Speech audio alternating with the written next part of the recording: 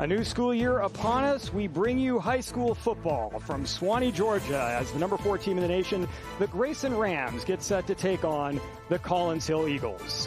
This is the National Game of the Week on MaxPreps. And welcome to the broadcast booth, everyone. I'm Jeff Kurtz, alongside national football writer for MaxPreps, Zach Poff, here to guide you through the next 12 weeks of high school football. And we start in one of the best states in the country to start for a high school football game, the state of Georgia. Zach, what a great game we have in front of us this evening. Yeah, there's nothing better than Georgia high school football. It stacks up with any state in the country, and you're going to see why here shortly. You got the number 4 team in the country in Grayson and Collins Hill, who is the number 7 team in the state. These two teams played twice last year, very familiar with each other. This is going to be a good one here tonight. Both competitive games the first time around last year. Collins Hill getting the win in the first game of the season, but then the 6A state champion Grayson got the better of them in the quarterfinals last year. Yeah, and that's the one that matters. And this is the one that matters this year, though, because both these teams want to set the tone for this year. The winner of this game is going to get a bunch of momentum to start the year off here. Let's take a look at the two teams, and let's start with the visiting team, the Grayson Rams. And, boy, they've got a great quarterback in Travis Burgess, don't they, Zach? Yeah, Bill Belichick's getting an absolute stud at quarterback. You look at his, career numbers. Last year specifically, he threw for nearly 2,300 yards. But the stat I like best last year, only had 4 interceptions. He took a big leap as the season went on. I expect a big leap from his junior year to his senior year. And he's going to have a big-time game tonight. I can feel it. Also pretty good with his feet. Ran over 500 yards, 4 touchdowns on top of that as well. Meanwhile, Collins Hill, they're really anchored by their defense. Yeah, and you see Deuce Gerald right there. He recently committed to LSU, a 4-star guy, probably going to be a 5-star when it's all said and done. You just look at his career numbers. He told us yesterday he's 12 sacks away from the Georgia State record, so he's going to try and get a few of those tonight to get closer to that state record. And you had a chance to interview him yesterday, Zach, and boy, what a kid he is. He is someone you do not want to face on the other side of the line. Yeah, he's a guy that wears a sleeveless shirt for a reason. A big dude, 275 pounds. He gets after the quarterback. So that's going to be really a key today, is to see if you can get to Travis Burgess and kind of disrupt him from having a big game. Well, and that's a nice transition. Let's look at our keys to the game for the Grayson Rams and for the Collins Hill Eagles. Yeah, and we'll start with the away team here. You look at Grayson, it's important. You got to protect the football, and also they got to limit explosive plays on defense. And then you look at Collins Hill, we talked to Coach Swick, magic number is 17 points. If they can get over 17 points, he feels pretty confident. And then obviously you see right there, you got to win the turnover and win the field position battle. Yeah, and if he can keep Grayson under 17 points, which is a tall task, that's another goal they have as well. Yeah, and Santavius Bryant with Grayson talked to us quite a bit about how limiting turnover is going to be really critical for them. Yeah, that's going to be key. And, talking with some coaches earlier today, there's going to be a lot of guys that are going to have to step up because Tyler Atkinson's out and a couple other key starters on defense. Yeah, it's going to really be next man up for Grayson, especially on the defensive side of the football. Well, folks, we are close to kickoff here from Collins Hill High School. A lot of great football coming your way. Just the beginning of the year. We hope you stay with us here on the MaxPreps Game of the Week.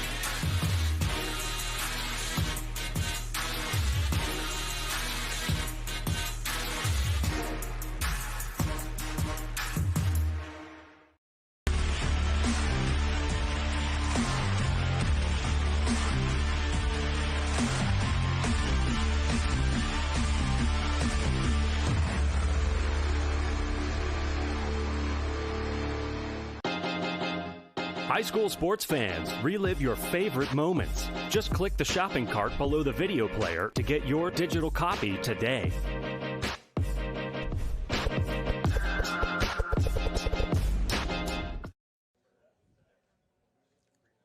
Let's look at that tight matchup from last year in the 6A quarterfinals between these two teams. Coach Drew Swick for Collins Hill mentioned keys to the game, turnovers. Brought to you by GoFan. Our keys to the game, we should point out as well. Well, look at this.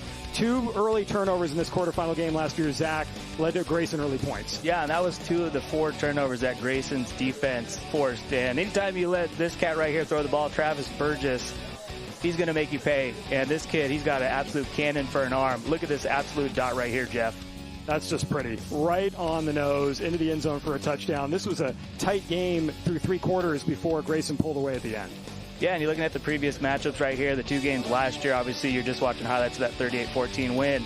But going back to 2020 and 2021, that was when Travis Hunter was at Collins Hill. Grayson won the first 2, including the 7A state championship in 2020. Travis Hunter finally got his revenge the next year in the 7A semifinals, won a state title the following week. First state title in Collins Hill history.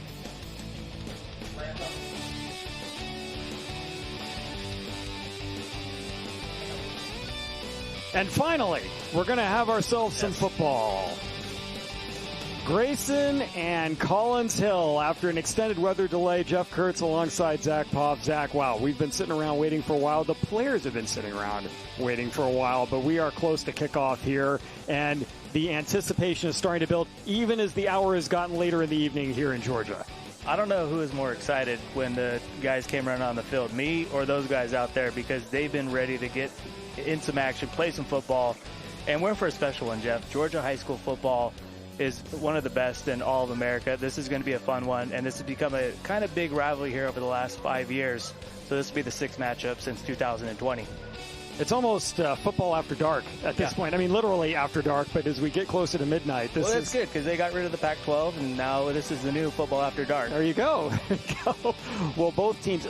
Zach, how difficult is it? You get all set, you're amped to play a game at 7:30, then suddenly you're in a weather delay. You're 2.5 hours later. The guys have just been sitting around in their uniforms on both sides.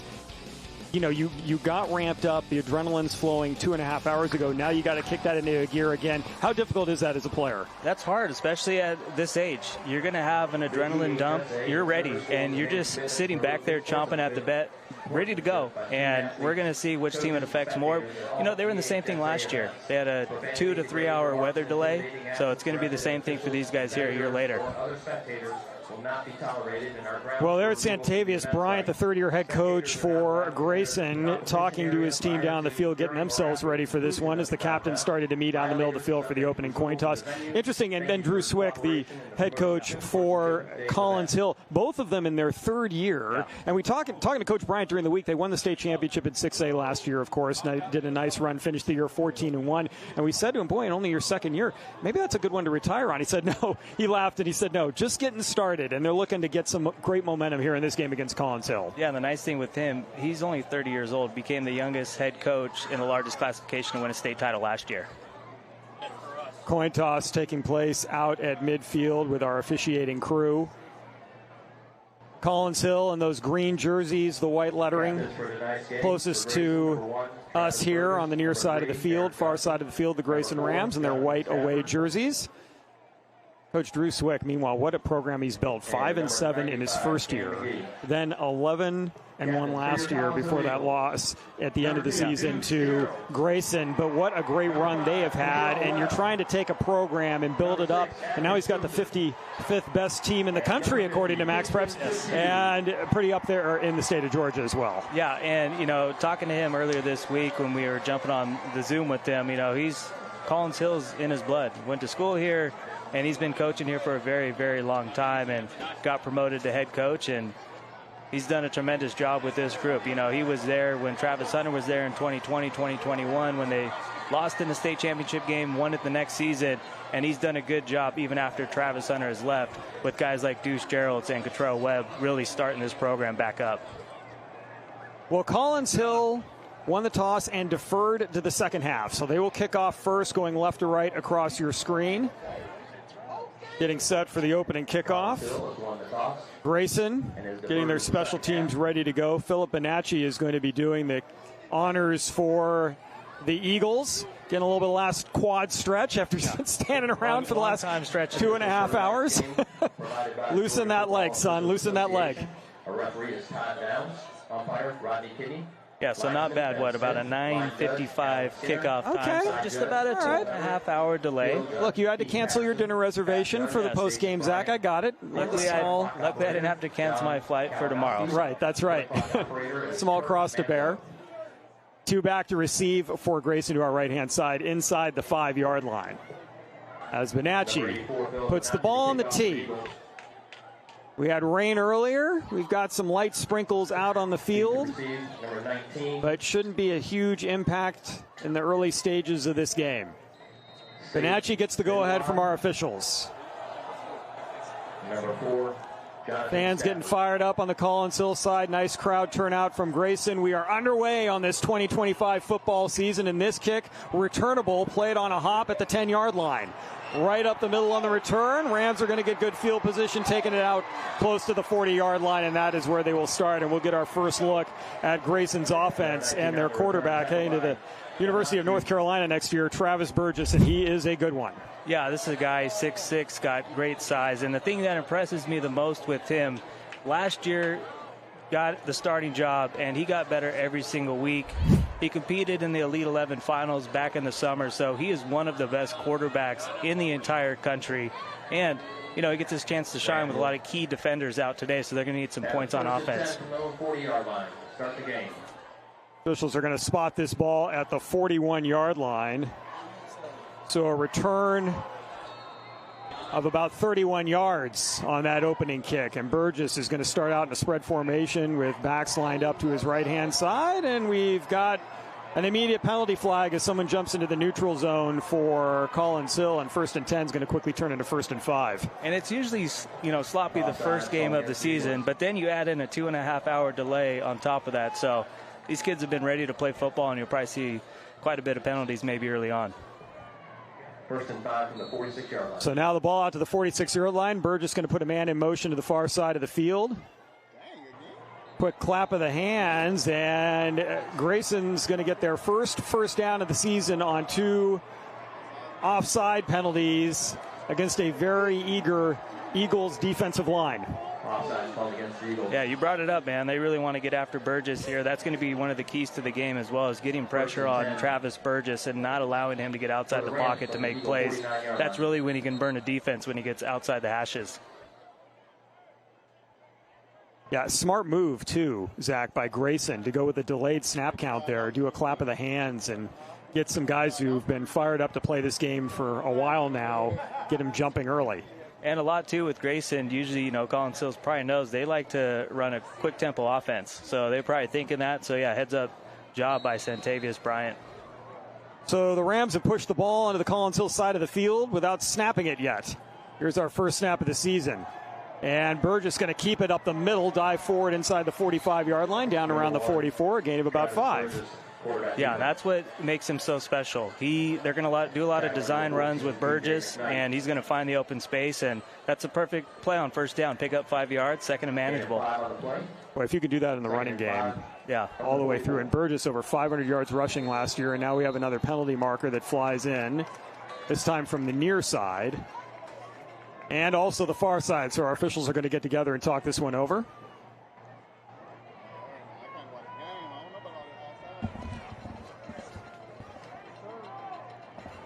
And this is going to be a false start this time against Grayson, so they will pick up their first penalty. Well, a little bit of a disjointed start here on the opening possession of the game. We've already had 3 penalties, and we've run 1 play. We've played 34 seconds, but not unexpected, I would assume, at the first game of the year, Zach, like you mentioned, and then also with the fact that the delay happens and you get a little off your game. Burgess is going to go tight formation this time. High snap, give to the running back, up the middle. This is going to be a 1st down. Diving inside the 40-yard line on the carry goes Josh Thomas. And, you know, we were talking with some of the Grayson coaches earlier today. Expect to see a lot of different backs get in there with Thomas getting the start, but you're going to hear a lot from Ashton Turner as well, who had a nice kickoff return to start the game. Tight formation left this time. Burgess looking to throw for the first time in the game. Has plenty of time. Now he's going to roll right. Nobody to throw to. Is going to dodge 1 tackler, pick up another 1st down inside the 30, down around the 25-yard line. Look at that shimmy move right there to get outside the pocket, move the chains once again, and that's what makes this dude so special. Bill Belichick's probably watching us right now, and he's actually got a smile on his face, which is rare for Belichick. You have to work really hard yes. to get a smile on Coach Belichick's face. He's probably got the cutoff hoodie, too. Handoff, Thomas. Hit near the line of scrimmage. Short gain inside the 25-yard line. Nice job. Look at the replay right there with Burgess just able to escape outside the pocket and put on the jukes right there, move the chains. This kid's special, man.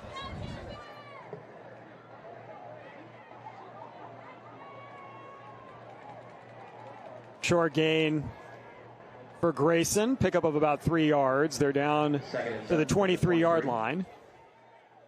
Players moving in and out. This time a 4-wide formation. Burgess puts it back to his right. Collins Hill showing blitz. Man in motion to the near side.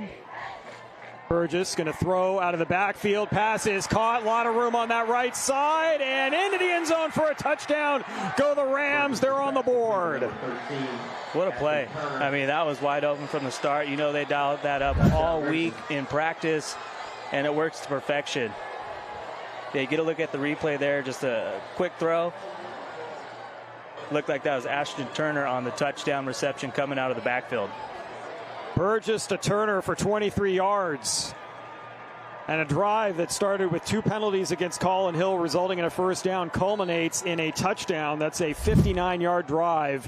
What an opening drive to set the tone, especially waiting 2.5 hours with this weather delay. And now the extra point try coming up as Grayson lines up in a swinging gate and then moves back to a more traditional extra point formation.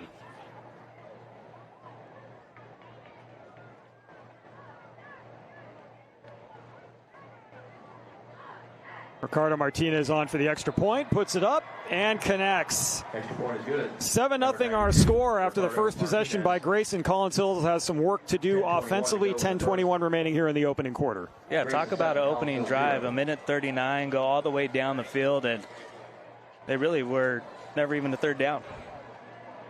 No, and didn't look like they had any stress at all while they were running their offense. Hey, Carl.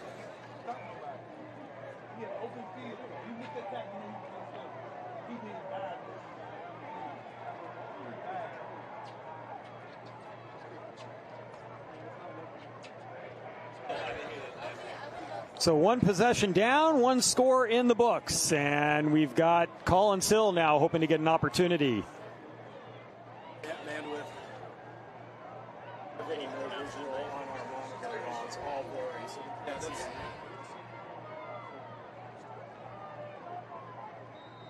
'87 Cooper over to kick off. Grayson set to kick things off. Ball in the air, returnable from the 2-yard line. Here come the Eagles across the 10, and a great pursuit by the special teams of the Rams. Not much there, a return of about 11 yards out to the 13-yard line. Yeah, the Rams really setting the tone here early on, and now we'll get a look at their defense without their top 3 defenders. You know, Tyler Atkinson, 5-star Texas commit, he's out. Lawrence Brown, a North Carolina edge rusher, is also out. And Ant Davis, who's an Ole Miss commit. But, you know, we were talking to Coach earlier. Cam Jones, number 30, a junior linebacker. He's really a name to watch. They've been raving about him at practice all week. And McKyree Cross, a junior, coming out, got to start his sophomore year. Ended up throwing 15 touchdown passes against just 7 interceptions as a sophomore. Was guiding this team in their postseason game against Grayson. His first play of the game is going to be a handoff, and a nice job by the Grayson linebacking crew. That's a gain of 1 at the 14-yard line. Yeah, when we were talking to the coaches earlier, too, they were just telling us, you're not even going to notice that Tyler Atkinson's not even playing, and that says a lot. There's your offensive line for Collins Hill. Moore, Fitzsimmons, Shepard, Cargbo, and then, of course, your wide receivers and backfield. Yeah, Atticus Joseph, a name to watch. Stanford commit at wide receiver. He plays both sides of the field, but focusing mainly on offense this season.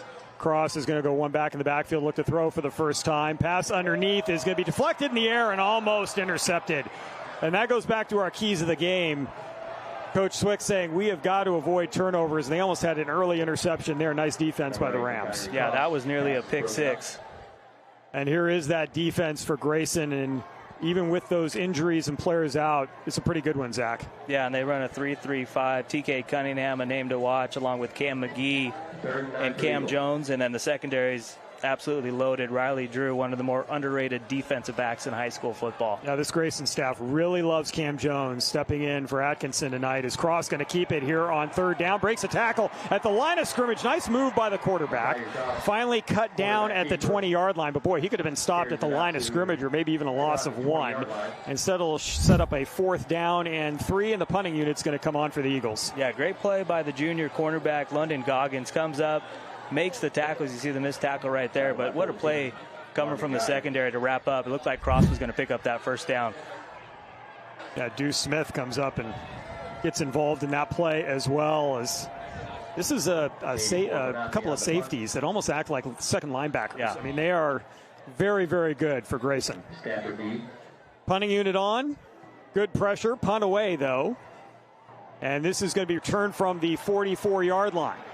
Across midfield, far side, finally tackled inside the Collins Hill 45-yard line. Jonathan Stafford on the return. Nice return and fantastic field position for Grayson. He couldn't ask for a better start for the number 4 team in the MaxPreps top 25. Go down the field and go nearly 60 yards on the first drive and then force a 3-and-out on defense. And you start with great field position at the Eagles 45, and that was one of the keys for Collins Hill going into the game. They need to win that turnover battle, but they also need to flip the field with field position. Well, they're doing a pretty good job so far. Yeah. I mean, if that's your keys here through not even the first 4 minutes of the game, you are on top of it if you're the Grayson coaching staff. Here's Burgess with the back in the backfield, man in motion to the far side. On first down, they're going to keep it on the ground of the Rams. Short gain. Down around the 41-yard line, pickup of 4. That was Thomas on the carry. Number 33, Jack Hernandez. And this Grayson offense line doing a tremendous job. They're going up against one of the best defensive units, especially the front 7 and that defensive line. And, you know, Jordan Agbanama, one of the best left tackles, also play right tackle. He's a junior, 6'4", 310 pounds. Yeah, this Collins Hill coaching staff really likes their defense this year, and you can see why. There's some great pursuit. Nice job by TJ McKnight flying in from his linebacker spot to make a stop in the backfield, a loss back to the 44-yard line. Yeah, this is a really good linebacking core. Jack Hernandez, a junior, he had 100-plus tackles, and Steven Bargelo as well. I mean, that's how you coach it up right there. Perfect form. Sets up a 3rd and 9 for the Rams. And Burgess looks like they're going to look to the sideline for the play call here after a quick delay at the line of scrimmage. Burgess drops back to pass. Sets up in the pocket, steps up, looking to run. He breaks a couple of tackles, first down and more. Inside the 30, down to the 25-yard line. Ball loose on the field. Collins Hill says they have it. Let's see if the officials agree. And they do. First turnover of the game, and the Eagles get a huge one. Yeah, what a play by Collins Hill's defense. Able to force the fumble. It was a great run by Burgess to pick up the first down on 3rd and 9. And you'll see the replay right here, just perfect hit. Ball's out. Looks like that was Deuce Gerald's coming all the way from the defensive line to chase down Burgess and force the fumble. Well, that was a clean play all the way around. You could see it. Boy, that's great pursuit from the backside, not giving up on a play at all. Yeah, clearly out. That's why he's going to LSU, I guess. Well, and Coach Swick has got to be thrilled about that because Grayson was moving the ball pretty easily, and that was a fantastic run by Burgess, but a huge play defensively. And now Collins Hill with the football just outside their 20-yard line at the 22. Yeah, you get a look at Coach Swick right there in his 3rd year. He's done a tremendous job. 16-9 overall record. Last year led him to 11-2 record. Cross on first down, looking to throw. He's going to throw a quick pass. Oh, they're doing a little hook and lateral play, but fortunate are the Eagles to recover that football. That's not how it went, how they drew it up in practice. Atticus Joseph with the reception and tried to flip it back, but luckily for them, they're able to jump on it, but it's still a loss of about 5. back to the 17-yard line. Well, you like the fact that they're going into the playbook there a little bit and trying to get a big hitter, but they are lucky that they didn't turn that ball over inside their 20. So now 2nd down and 15. Cross is going to have 2 backs in the backfield this time, 1 to either side, 2 receivers near side, 1 far side, man motioning out of the backfield. Let's keep it on the ground this time, say the Eagles, and not a whole lot there. Maybe a yard. Swarming 5 helmets to the football that time for the Rams defense. Yeah, you got to love the swarming and finding the football, and this is exactly where Collins Hill offense does not want to be. 3rd and long situations. They really want to run the ball and control the line of scrimmage, exactly where they don't want to be here. 3rd and 13 from their own 19. Yeah, gain of 2 on that last one. Mekhi Brazier with the tackle there. At least he was the first one there for Grayson.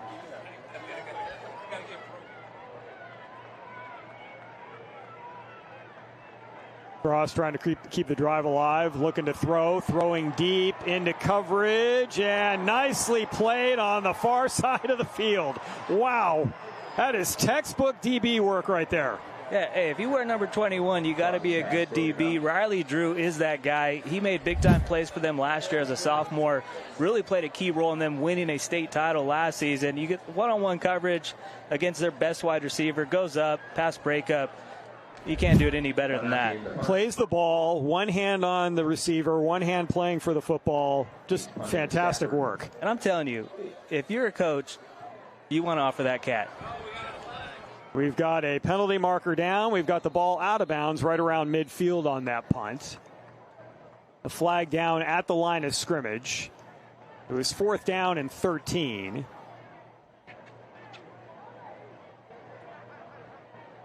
Collins Hill coaching staff wanting an explanation from our near side official. We've got a false start against the Eagles, and it's like we're going to replay the down. 3rd penalty of the game against Collins Hill here in the first quarter. Yeah, looked like it might have even been a legal formation on the play. They didn't have enough guys on the line of scrimmage. Nice catch there, Zach. Yep. Well, I heard probably far side. I actually heard the PA guy say it. So look, we're not checking your work. We'll get wherever we get it from. But I know Coach Swick is not happy with all the penalties here early on in the first quarter. Grayson, one of the best teams, not just in Georgia, but in the entire country. And you can't have penalties. You can't beat yourself if you want to beat this team. Well, and the tough part is you're playing the first game of the year. There's obviously you're trying to work out some kinks. That's going to happen, but it's just tougher when your opponent is as good as it is. There's less margin for error. Yeah.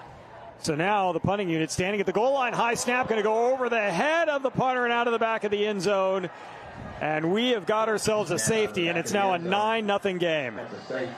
Yeah, and you can just tack that on with the turnovers or the penalties, and now you got an errant snap go over the punter's head, and just like that, 5:41 left in the first quarter, already 9-0 Grayson. Yeah, this is just tough for the punter. There's nothing he could do there. High snap. Wisely just make sure it goes out of the back of the end zone so it doesn't at least result in a touchdown. Yeah, credit Bonacci, who had the presence of mind to try to at least kick it out of the end zone so you don't end up with 6 points on the board instead of 2. But now you got that free kick opportunity and a huge chance for Grayson to get fantastic field position again, already having started a drive at their own 41 and then at the Collins Hill 45-yard line.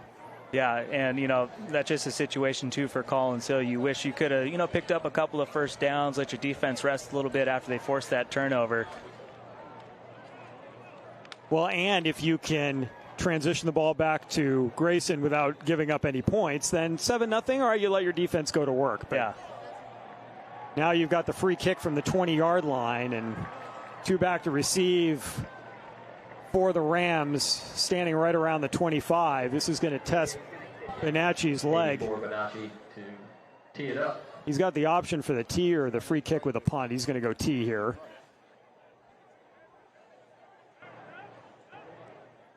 So this is not the start the Collins Hill fans had in mind when they sat through that weather delay. Yeah, I was about to say they had to endure a lot because they're sitting out there just ready to get in the gates. They finally get in. They got to stand out of the concession stands. There's kids doing TikToks in the bathroom. So that's right. Did you end up on one of those? I tried to stay out of it. Okay. All right. My dance moves aren't quite as good as all those kids.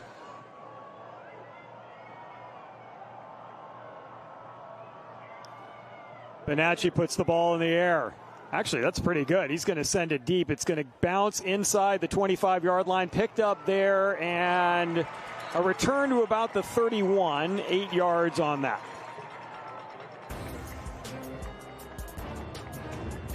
And last year, these two played. You look at that game on August 16th, the season opener, Collins Hill was actually down 19-3 in that game. So they've been in this type of situation before.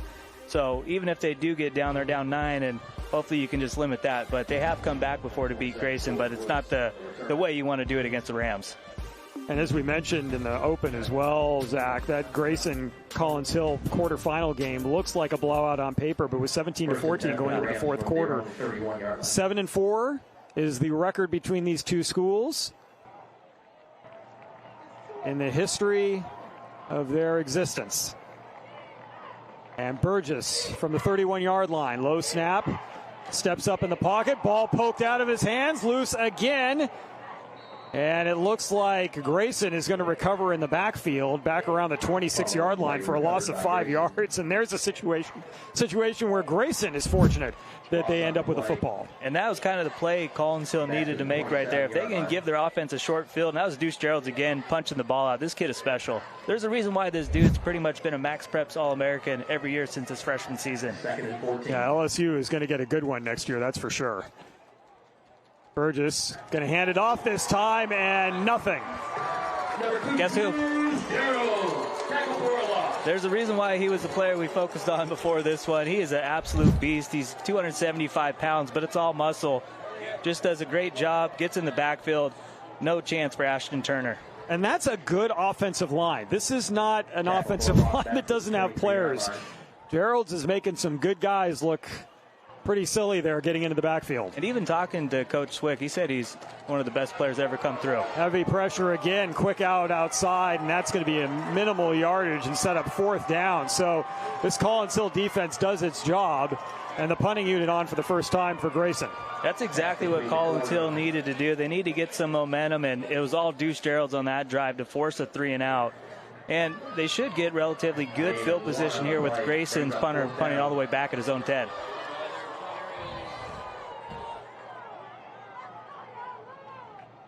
From the 10-yard line, good snap. This punt away, high kick. It will be returnable from the 43-yard line. Across midfield, down to the Grayson 45, maybe the 46-yard line on the return. That was... Yeah, great job by Atticus Joseph there to fill the punt and started off at the Grayson 45. And it was crazy, man. We were here yesterday. We were trying to get interviews with some of their players. We had to wait like an hour and a half to interview Atticus because he's out there on offense, defense, and special teams. He plays all three phases at a very, very high level. Stanford's getting a very, very, not just a great football player, but he's also a great young man. Well, you got to have your conditioning on point, too, if you're going to be, yes. I mean, you pretty much don't leave the field the entire game. Cross has outstanding field position at his opponent's 46-yard line, and on first down, he's going to step up and run a QB draw that is going to be a painful yard down to the 45-yard line. Looks like we had a late flag on the play as well, and Grayson's defense, they are so good at locating the ball and gang tackling. And we got a face mask call against the Rams. Flag on the plays for a face mask called against the Rams. This will be the second penalty against Grayson in the game. And this one will result in a first down, 15 yards. Yeah, this is a key moment for Collins Hill in this game. They got to turn this drive into points. 31-yard line. First and 10 for the Eagles.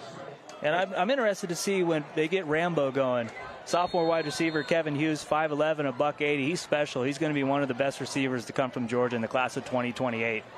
That is the first down of the game for Collins Hill. Cross going to send Jeremiah Marshall in motion to the far side, looking that way. Now he's going to throw back right. He's got a man with a step, flag down. This pass is going to be overthrown.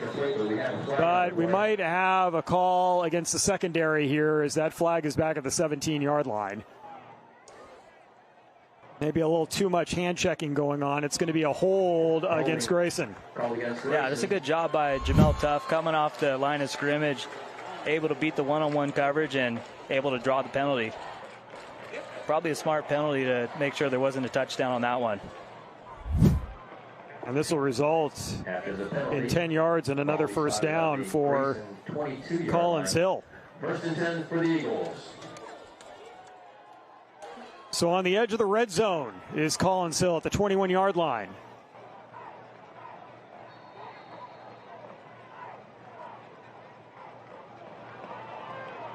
This time, Maddox Henderson in the backfield is going to get the carry running right. Now he's going to cut back left. Nice job finding a little bit of a crease and taking it inside the 20 down to the 16 for a gain of 5 yards. Yeah, this is exactly what you want to do if you're Collins Hill's offense. You want to be in second and manageable situations. You don't want to be put in a one-dimensional spot where you have to throw the ball.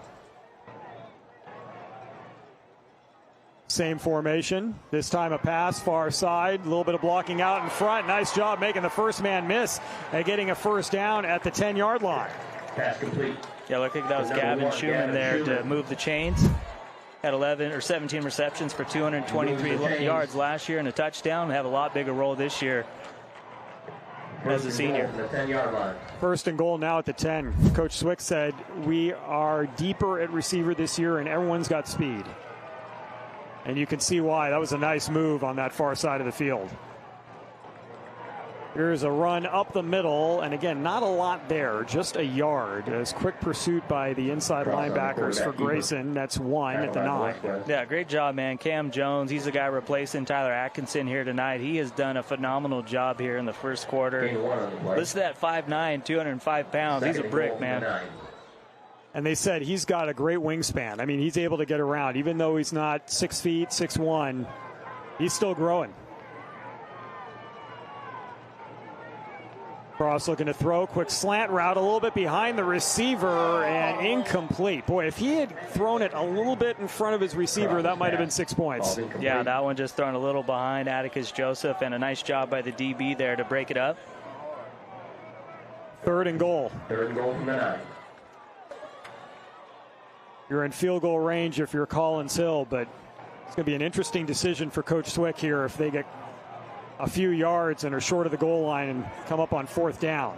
And field goals at the high school level are always questionable. Never a sure thing. Cross takes a snap, drops back, now rolling right. Looking for someone, a lot of good coverage back there. He's going to throw it towards the end zone. It'll be deflected away, incomplete. And that'll bring up 4th down and goal from the 9.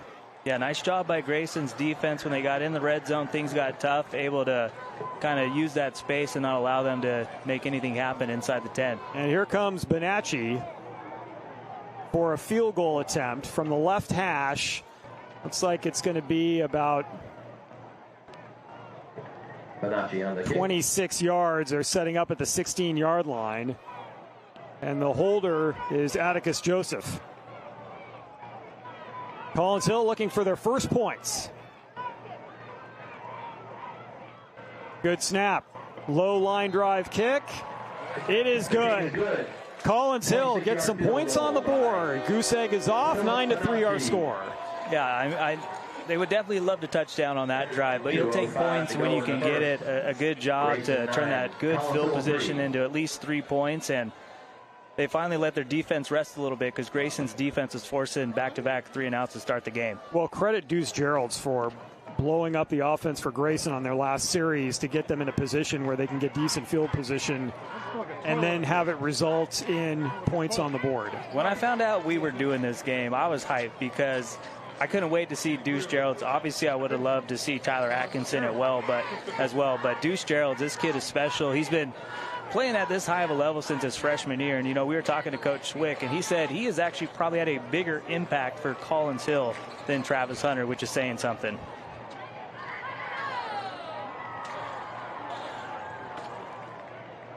Well, we've had an interesting first quarter. 2:05 remaining in the quarter. 9-3 our score. We've already had pretty much every way you can score points in a football game, Zach. We've had a touchdown, a field goal, and a safety. And a safety, yeah. Nice. Yeah, who had that on their bingo card? And it's the first quarter. Bonacci kicks it away. And this is going to go into the end zone for a touchback.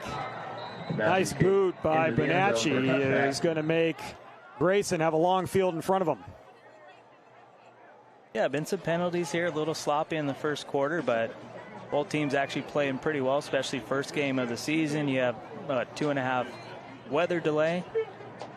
I don't want to say anything, but I'm not going to say it actually. Now, we're gonna move on. Ride this as long as we can. That's what we're gonna do, Zach. From their own 20-yard line. But you know, Travis Burgess, another guy I was looking forward to seeing. He's a guy who's just developing so well as a quarterback. North Carolina is getting an absolute stud. He's just so good with his legs, and he's got a cannon for an arm. On first down, let's see what he elects to do here. Nice job by the defensive line for Collins Hill, not biting for the fake on that call. Here's a handoff running right-hand side. A little bit of room there across the 20 out near the 23-yard line. Maybe just shy of the 23 on the carry. Great. Tackleman number 14, TJ McKnight. That was Gain of 1 nice on the little play. run on that play, but not a lot. 2nd down and 8. Another running play. Good job on the cutback into the secondary, and that is a first down for Grayson across the 35-yard line. Handoff number 23. Yeah, great run there. First down for the Rams. And Collins Hill is going to take their first time out as a nice cutback Timeout, on that Hill. play by Okay, that was Cam Johnson. Cam Johnson, yeah. Yeah, that's what, you know, Grayson is loaded in the backfield. So they got 3 guys they're going to give the rock to, and Buy one, get one that's a on nice the thing when you have multiple running backs like that. You see that in the NFL and college now. You have at least 2 backs that are getting a ton of the work because running backs are one position. You've got to keep those guys fresh. I appreciate the Hawaiian theme from the student body here. My dad would be proud. That's sticking with the bit, considering it's been a long time. Let's take a look at our officiating crew for this evening. Todd Downs, our referee. Rodney Kinney, the umpire. Ben Smith, our linesman. Alan Skinner, the line judge. Cole Everett, side judge. Keith Patterson, the field judge. Jason Bryant, our back judge. And then John Kalinowski and Kirk Manzo, our timing and scoreboard operators. That's 110 years of officiating experience in this crew, 5 of whom have officiated in state championship games. So, folks, if you've ever been sitting at home and thought, hey, that was a holding call, why didn't they call that? Well, you might want to become an official. Yeah, they've been doing this for a long time. Reach out to your local state association, whether you're in Georgia or elsewhere, and get yourself signed up. Doesn't even have to be football. They're looking for all sports, folks. Great opportunity to contribute back to your community. As here's a pass, a floater that is going to overshoot the target on the near side. Incomplete, as teams looking around for flags, but there are none. And it'll bring up 2nd and 10. Yeah, I thought maybe there might be a defensive holding call there, or a pass interference, but looks like the feet just got tangled up and trying to get it to Tyjae Clark, the 5'11", 170-pound senior wideout.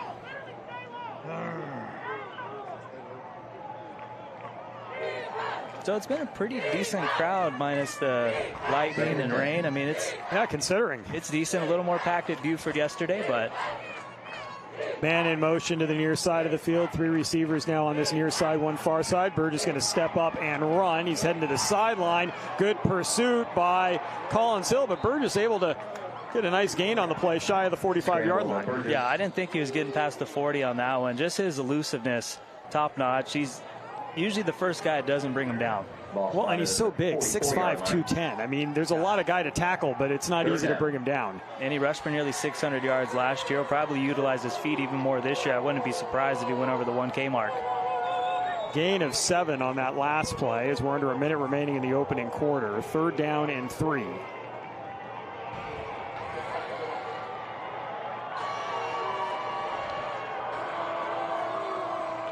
Collins Hill shows blitz. Now they back off. A little bit of an option play to the short side of the field, and no gain. And that's the other defensive lineman, Cottrell Webb. He's a Purdue commit. Him and Deuce Gerald's, and they make one of the best defensive line units in all of high school football. Looks like we have a flag on the play or no? Oh, sideline warning. Sideline warning against Collins Hill. Next time it will be a penalty against the Eagles. That's a loss back to the 43-yard line, a loss of 1, setting up 4th down and 4. So the punting unit's going to come on for Grayson.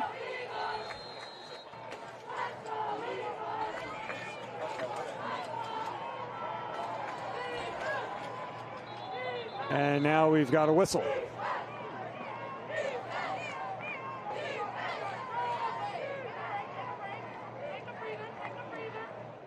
Didn't see if there was a penalty marker there, or if we've 11 players on the field. I thought might have called offsides, maybe, or I don't know. Too many men on the field? Yeah, it was. Too many men on the field. I think Collins Hill at 12. That should be a first down. It is. That's a huge penalty. Yeah, 4th and 5. You're kind of getting momentum back on your side, and then boom, you give Grayson a free first down. Yeah, that's a tough penalty. That's too many men. I know Drew Swick is not happy right now with the special teams coach. That is just stuff you can't. I mean, it's the first game, so you get a little bit of a pass, but that's a tough one, especially when you get momentum back on your side. Yeah, it's those self-inflicted penalties that just really hurt you over the course of the game. We'll see if Grayson elects to get a playoff here. Burgess is showing no urgency here, so I think he's happy to just walk to the other side of the field. He's got about 4 yards to move as the ball's at the 48-yard line. So we have hit the end of the first quarter here on this MaxPreps National Game of the Week. So happy you're joining us, especially those of you on the East Coast staying up late. Jeff Kurtz alongside Zach Poff. We'll be back with the second quarter in just a moment. Our number one priority is protecting our players. That's why we're writing new rules for the sport and developing innovative educational tools to protect our athletes. This is player protection. This is high school football.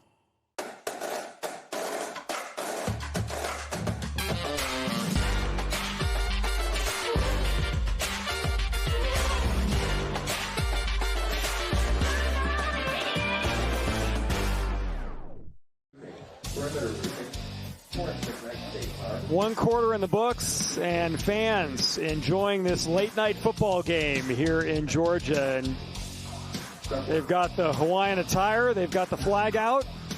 They are ready for a great high school football season, and so are we here on MaxPreps and all across the Play on Sports properties. Should be a fantastic year for high school sports. Yeah, we'll be going to Southern California next week for our game of the week. That should be a fun one. Mission Viejo and Santa Margarita. I got to ask you real quick, Jeff, how you liking Georgia so far? Well, you can wear the weather out here. That is certainly for sure a lot more humid than where we're from. That's absolutely true. But it's been a lot of fun being out here, and my first experience with Georgia high school football, and it is all that I anticipated it would be. Yeah. Grayson now going left to right across your screen with a first down. And the ball at the 48-yard line. Here's a quick pass that is going to be incomplete right through the hands of the receiver and onto the Grayson sideline. Bring up second down and 10. Yeah, and those are usually the throws you'll see Burgess make pretty easy, but, weather conditions aren't the best. Ball's a little slippery. Trying to get it to Jonathan Stafford there. He's a guy the coaches were really high on this year. Senior wideout, missed a lot of action last year, came back for the state championship game, had over 200 yards receiving and a touchdown. Burgess now on second and 10 with the back in the backfield. Going to keep it on the ground here. Stutter step move across midfield to the Collins Hill 49-yard line for a gain of 3. Turner on the carry. Yeah, nice pursuit by Collins Hill there on defense. Third down and 7. Burgess, play action, throw far side, and that pass is broken up.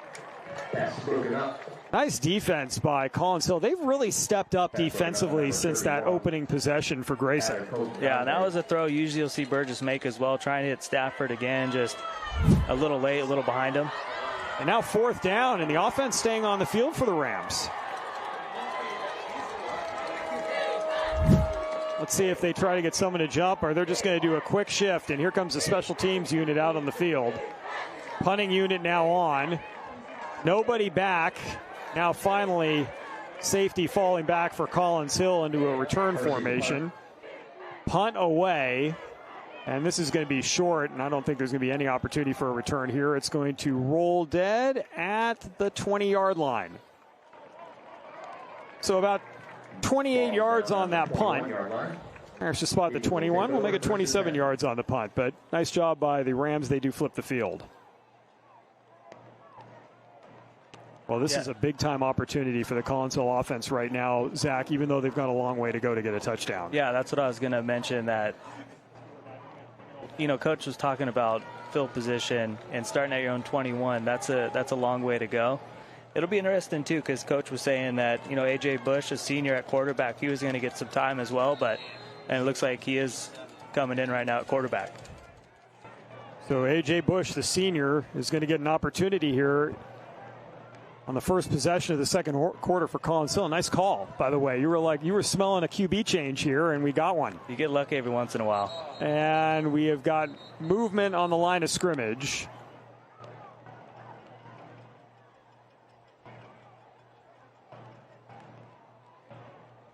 And this time it's going to go against the Eagles with a false start, their 5th penalty of the first half, all of them for 5 yards. Yeah, and it's been all offsides and plus false starts, and then the one illegal formation.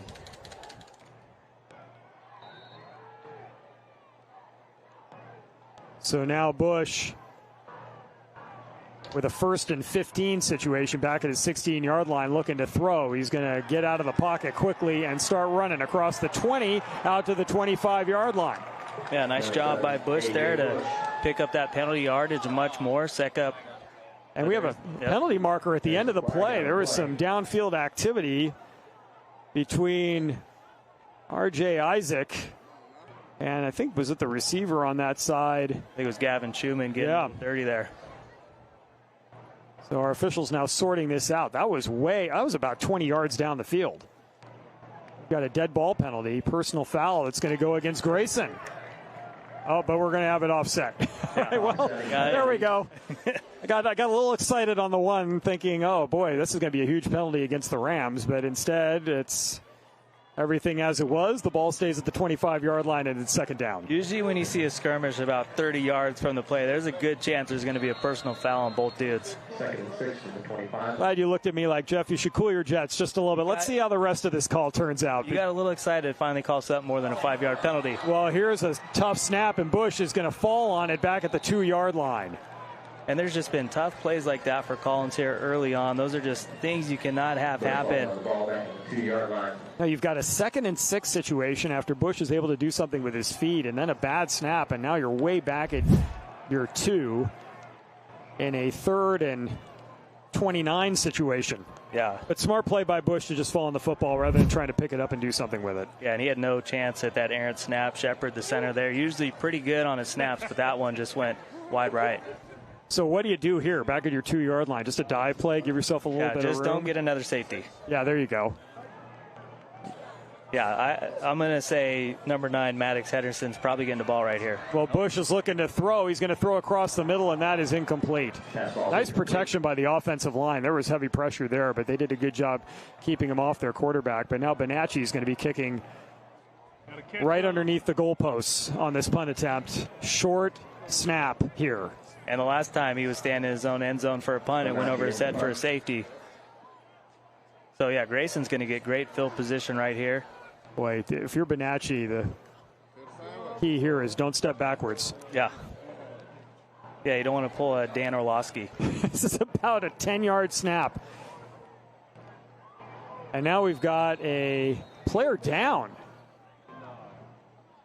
Someone got a cramp right there at the end of that play, or right before the snap of the football. Just collapsed on the field, but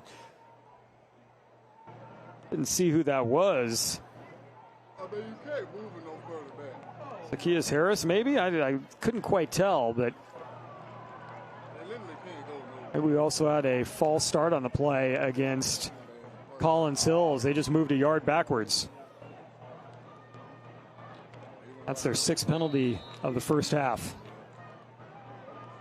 And now it's an even shorter snap for Bonacci. He does not have a lot of time to get this kickoff. But he does. Low line drive. Going to take a couple of bounces across the 40-yard line. Be picked up at the 44 of Collins Hill. Cutting upfield. Nice move at the 25-yard line. Looking to take it all the way to the house. This is Jonathan Stafford. And he's in with a punt return for a touchdown. What a job by Stafford. A big-time playmaker at wide receiver. Also outstanding job blocking for Grayson. They've done a tremendous job all 3 phases of the game here so far. 44 yards on the punt return for the score. Yeah, just a low line drive, exactly what you want if you're a punt returner. Scoops it up with one hand, follows his blockers, turns on the jets, and there's nothing you can do if you're on Collins Hill's special teams unit right there. Your boy's playing like it's week 11. Just, man, look at that speed. This kid's special. I mean, he had running room, and no one was going to stop him. Nobody graduated, right? Grayson on for what we anticipate will be an extra point, but let's see what they do here. They've got the same formation they did the first time around with that 2-point conversion formation, heavy to the far left-hand side of the field. And now they're going to shift around. I wonder if they're going to run out of time on the play clock here. This is consuming a lot.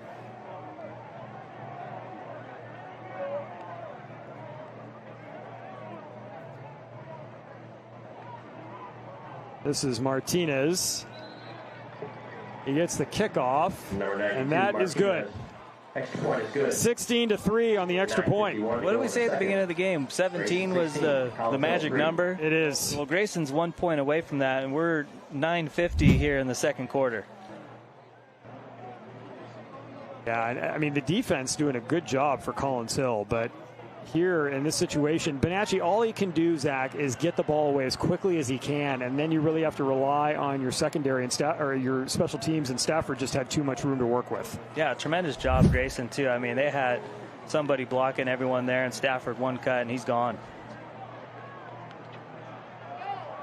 Impressive performance so far from Grayson, because you haven't really noticed their top 3 defenders aren't even playing tonight. So that just shows you the depth that Santavius Bryant has, who's in his 3rd year. He did a tremendous job in the 1 year he was at Gainesville, was part of that Grayson 2020 championship team as well. No new plays. How do you think he's feeling about the performance so far out on the field as Arun Kufarovic set to kick off? I think if we got a shot on him, he would be having a big smile on his face right now.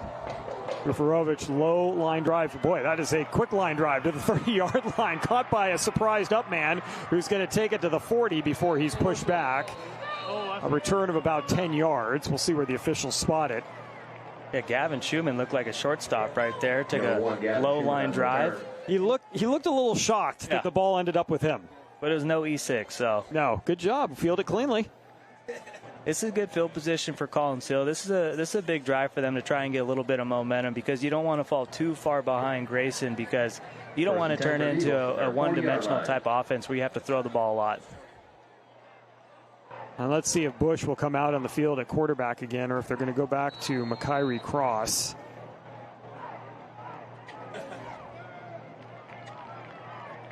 Yeah, it looks like Cross. Yep. Cross, yeah. Cross is in the game. Maddox Henderson in the backfield at running back to his left. 3 receivers set to the near side, 1 to the far side, the short side of the field.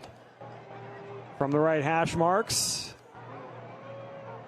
Cross takes the snap. He's going to throw a quick hitter to the near side. That pass is caught, and then a big-time hit at the 41-yard line. Cross pass complete. Wow. That's how you tackle, and that's the dude filling in for Tyler Atkinson, Cam Jones. And that's a big receiver he took down. His nickname's Rambo, Kevin Joseph. Just the pursuit to find the football. That screen had no chance. 2nd and 9. Big time hit. 41-yard line.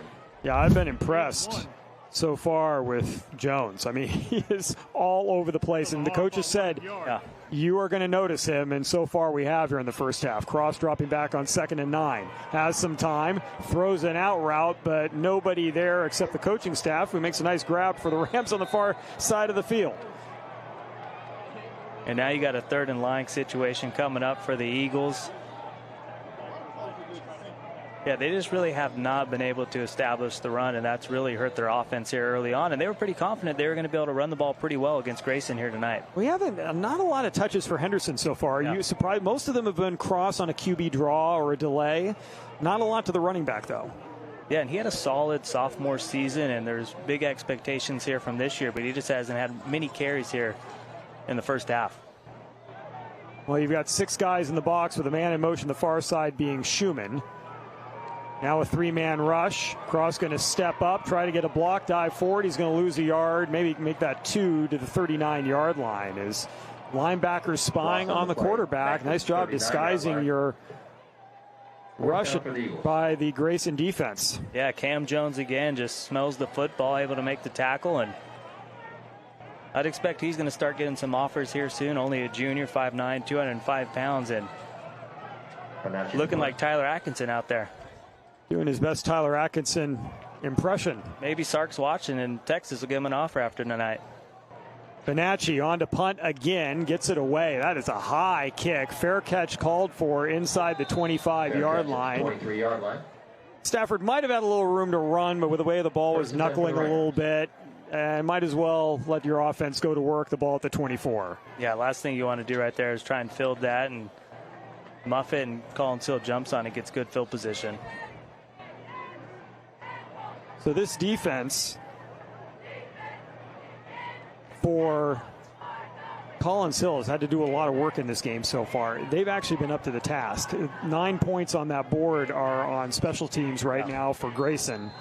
Just the one touchdown given up on the opening possession for the Rams in the game. So Collins Hill's defense is doing a job. I mean, that 17-point marker, I don't think Coach Swick, when he talked to us earlier in the week, was taking into account we're going to give up 9 points on special teams. Yeah. Press coverage here on the near side. Burgess is going to hand it off. A cutback and a yard, maybe two, across the 25-yard line. Yeah, nice pursuit by Collins Hill's defense there. 23, Cam Johnson. Not a lot of room for Cam Johnson on that one. A lot of guys shuffling in and out here for this Eagles defense. Gain of 1 on the play. Late arrival at defensive tackle, Ronald Moore, the junior, coming into the game. A couple changes in the secondary. Burgess going to send 4 receivers to that far side of the field, one back to his right. Yeah, Ronald Moore, also a big-time offensive lineman, plays both sides of the ball for the Eagles. Nice where he gets to line up and fire into somebody this way. Yeah. As opposed to going into pass protection. Burgess now going to move the back to his left in the backfield, take the snap. Looking left, stepping up, pressure coming. Now he's going to roll to his right-hand side, and he will make it out of bounds at the 35-yard line. Collins Hill wanted a holding call on the near side, but they aren't going to get it, and it's a first down for the Rams. Yeah, Burgess, he's just so explosive when he gets outside the pocket, and that's when he's at his best, when he can just make plays with his feet, extend the plays. Hard to see if there really was a hold right there, but Collins Hill's coaching staff wanted it. Burgess has a one-on-one situation down the field, and that pass is incomplete. Pass broken up by number 21. Intended for Dawson Quarterman on the near side. Yeah, and Dawson Quarterman, a kid that transferred over from Norland, played with Inio Yapor last year, who was Florida's all-time passing leader. He's nice. He's a really good wide receiver. He's got plenty of D1 offers. Pretty good coverage by Xavier Sheffield. Yeah, very good coverage. A little out, not much room to work with. Under 7 minutes remaining here in the first half. 16-3 our score. Second down and 10. Burgess going to hand the ball off this time. Stutter step move across the line of scrimmage out near the 40-yard line. Maybe a yard shy of that. Pick up a 4 on the play. 3rd and 6 coming up. Number 2, yeah, and if you're Collins Hill's defense, you like these 3rd and longer than 5 situations. You can kind of let your defensive line get after the quarterback, and that's what makes his defense so good. They don't need the blitz to get pressure on the quarterback, but they got to try and do a better job of controlling that outside containment and not allowing Burgess to beat them with his legs. Well, Cottrell Webb lining up on the left side of the defensive line. Gerald's on the right. Burgess has some time, but now he's running out of it. Going to throw down the field, and pass broken up at the last minute. What a great play by Jaden Revelle. The safety comes over and knocks the ball away at the final moment. Yeah, and also nice coverage on the play by Sheffield as well. And the punting unit on for this Grayson offense for the 3rd possession in a row. Yeah, like you said, Collins Hill's defense is playing really well. And yeah, just good job by Sheffield along with Revel there. Yeah, Revel came over at the final moment. I mean, there was a window there for Burgess to throw into, and then Revel closed it quickly. Hunting unit on. That one almost blocked. This one away. It's going to take a bounce. Collins Hill's going to let it roll. It's going to roll inside the 50. Nice punt and keep going on this turf field down to the 10-yard line.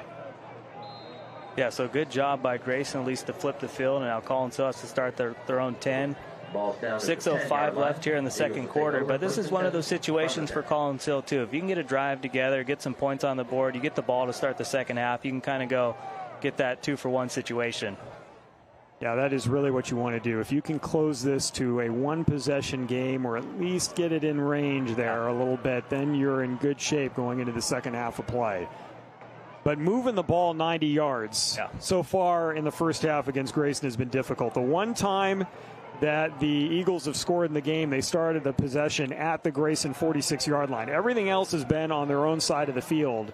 And even their last possession, when they started their own 40, they didn't get very far. Yeah, there just really hasn't been a lot of fluidity to the offense so far. They haven't really been able to establish the run game. Passing game hasn't been there yet either. And a timeout is going to be called by Grayson. That is their first timeout.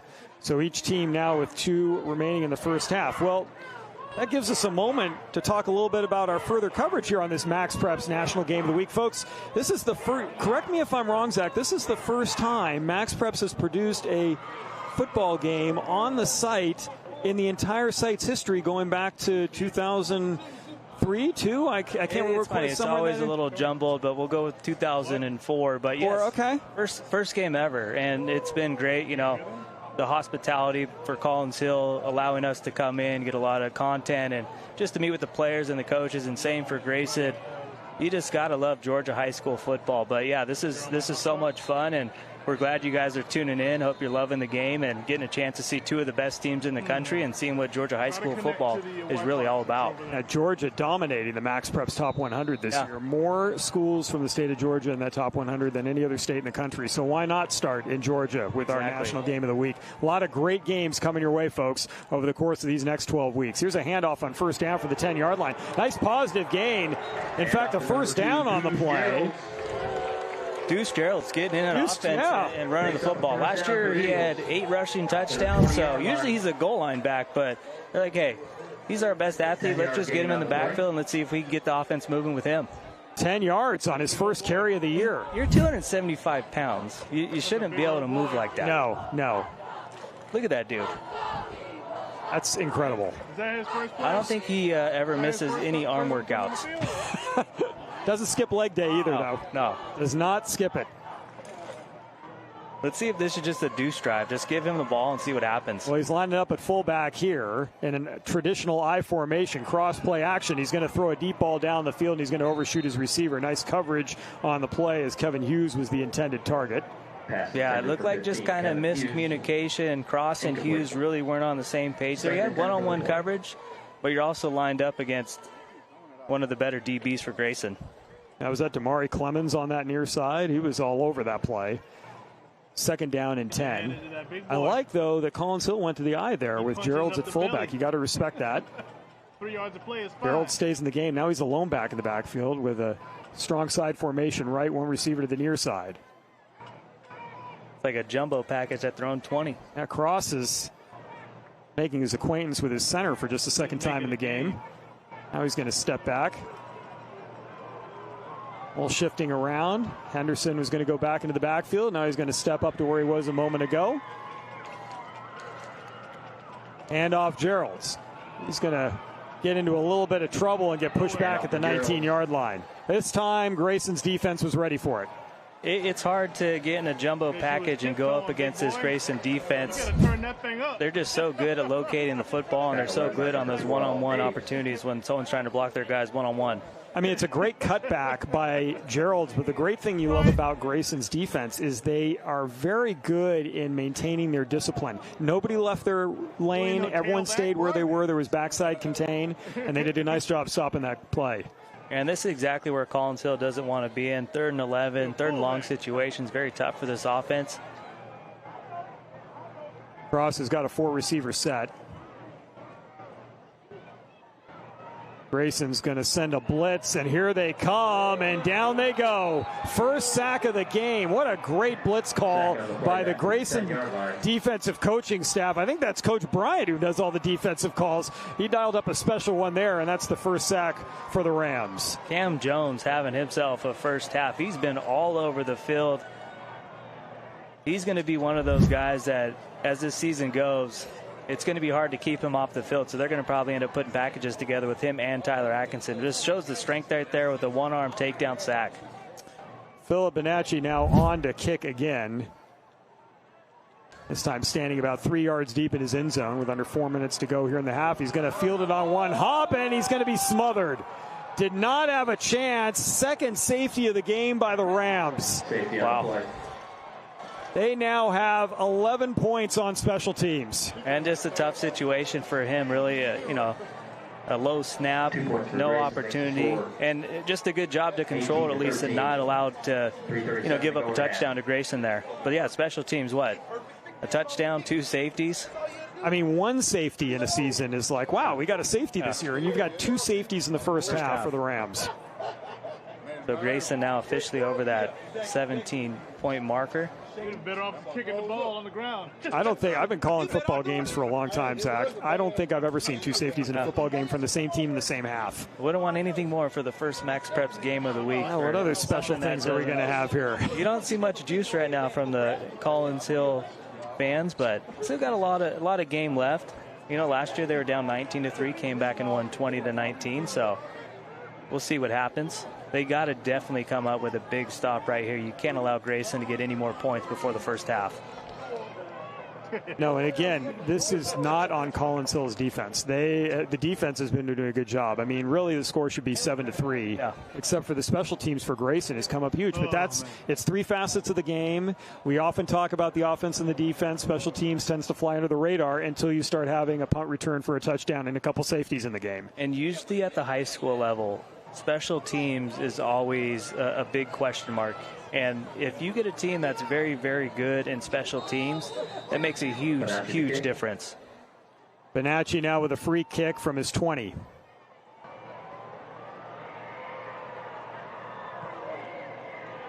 Boots it. Going to force Grayson to pick this up from the 19-yard line. A lot of room here across the 40, out near the 45-yard line. On the return goes Stafford. And you've got 2 timeouts for the Rams, under 3:30, just under 3:30 remaining in the half. Plenty of time for this offense. Yeah, this is one of those drives you want to kind of take your time, get some points on with not much time for Collins Hill's offense to do anything. And they've actually done a really, really good job containing this offense. Travis Burgess has had a few good runs, but they haven't had a lot of success in the throwing game so far.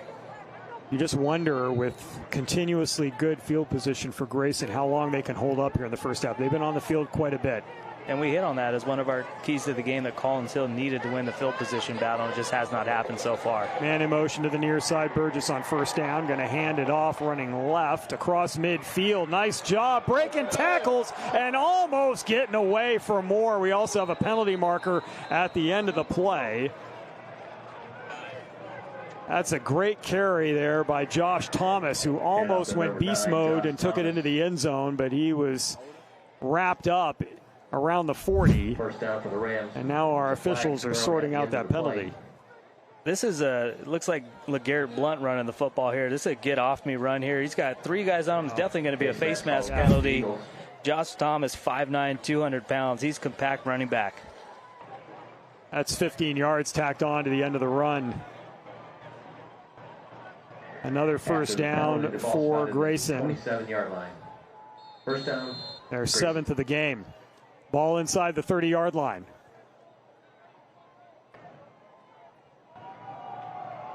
Handoff left. And once again, breaking tackles. And up the top. Thomas again. Now he's going to take that inside the 20. That's what I was about to say. Right around the 20. You saw his last run, so I think we're going to get a big dose of number 9 here. And Collins Hill, I think, is going to burn a timeout and talk things over defensively.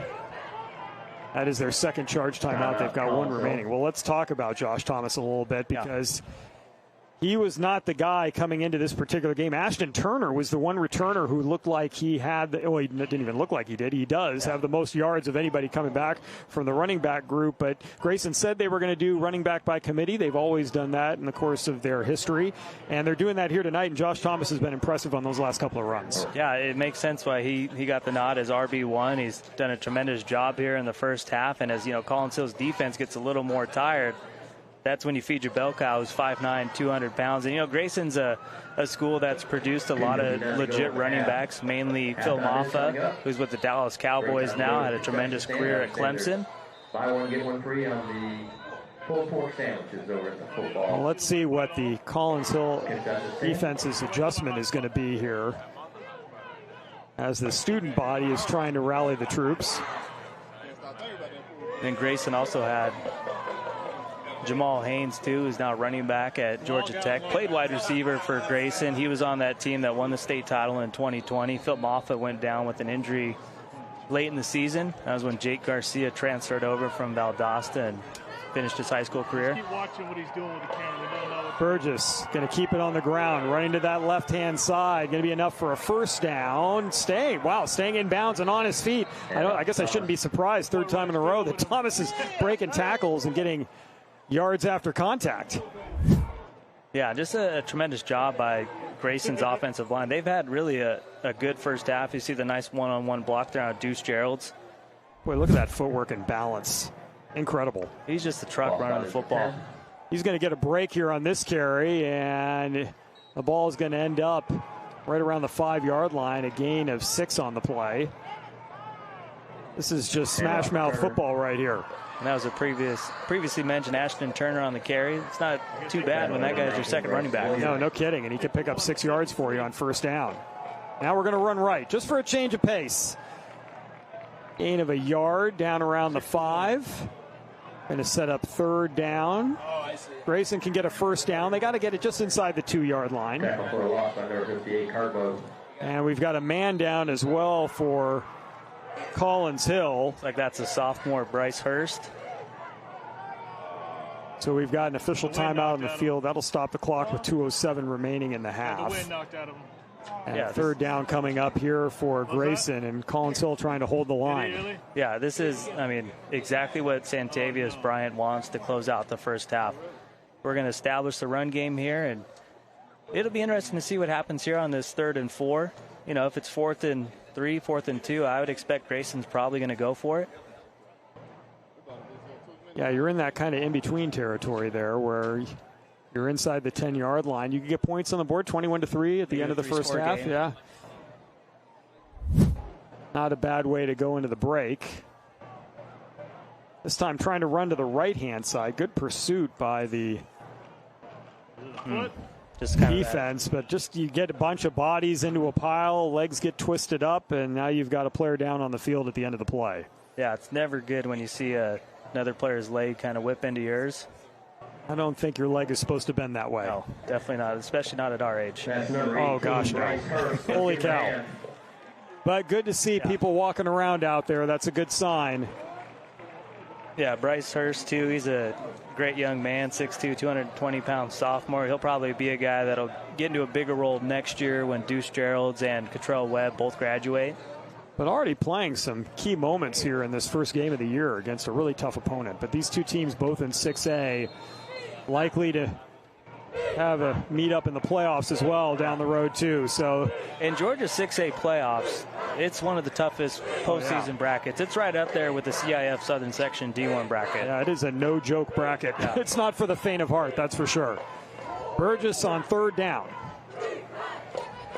Taking his time, official started the clock after the injury break, trying to burn as much clock as possible, give the Eagles limited time offensively with the final possession.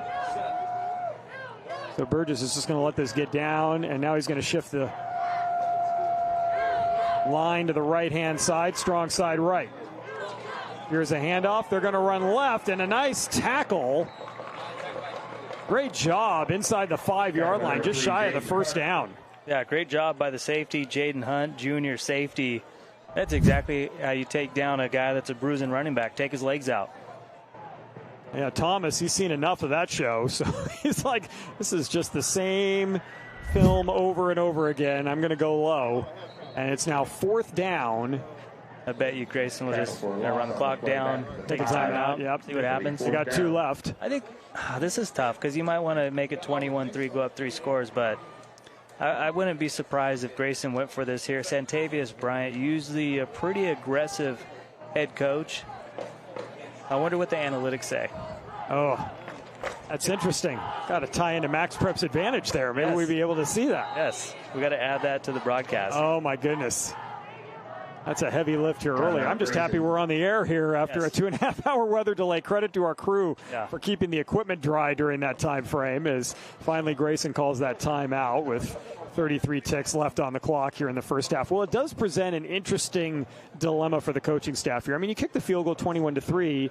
You can go for it and see if you can get that touchdown. But if Collins Hill comes up with a big stop, does that give their team a boost going into halftime? They do get the ball to begin the second half. That's exactly what I was thinking, too. It gives, Collins Hill a chance to steal momentum and get a little juice going into halftime.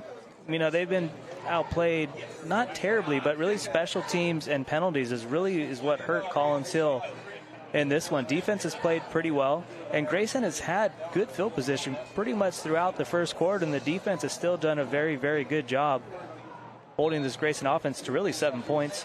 It would only be a 21-yard field goal from the left hash. I mean, that's basically a glorified extra point. Martinez is already connected on one of those earlier in the game. Kufarovic is also a pretty good kicker. What are you doing here, Jeff? I would go field goal. Okay. Now, I'm also not down on the sideline winning state championships, so, we got the easier job up here. We do. It's much easier to make those calls from the comfort of the press box than it is down on the sideline with a headset on. But it looks like it is going to be Burgess out on the field.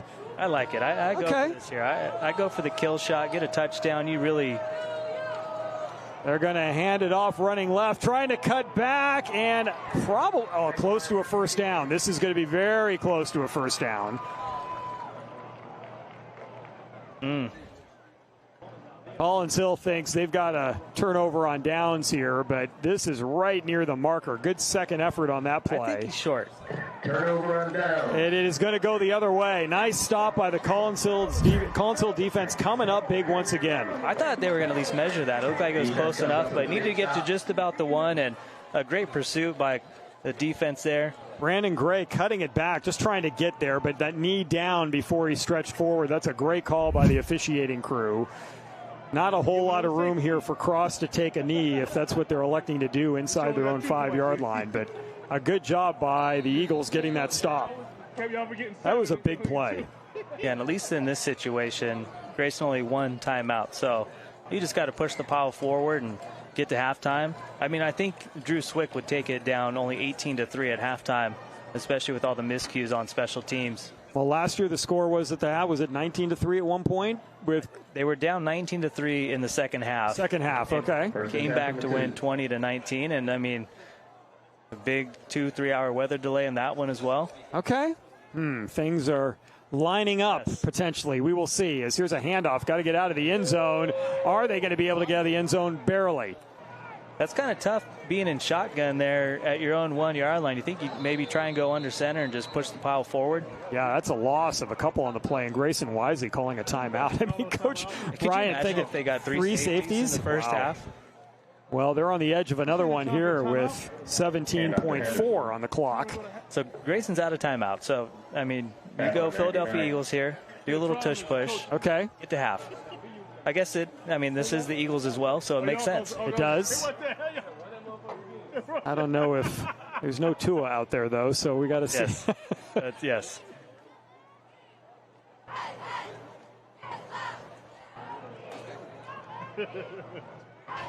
Well, this will be an interesting lineup on this particular play. I mean, Cross has only gone into center a couple of times. Yeah, I mean, it's just something they're not used to doing, so you don't want to have Aaron snap, and then you got to jump on the loose ball in the end zone.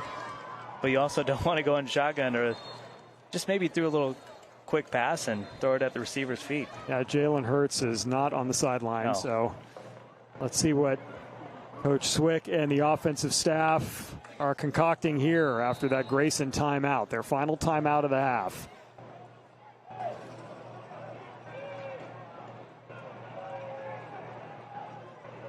Well, Collins Hill on their 1-yard line.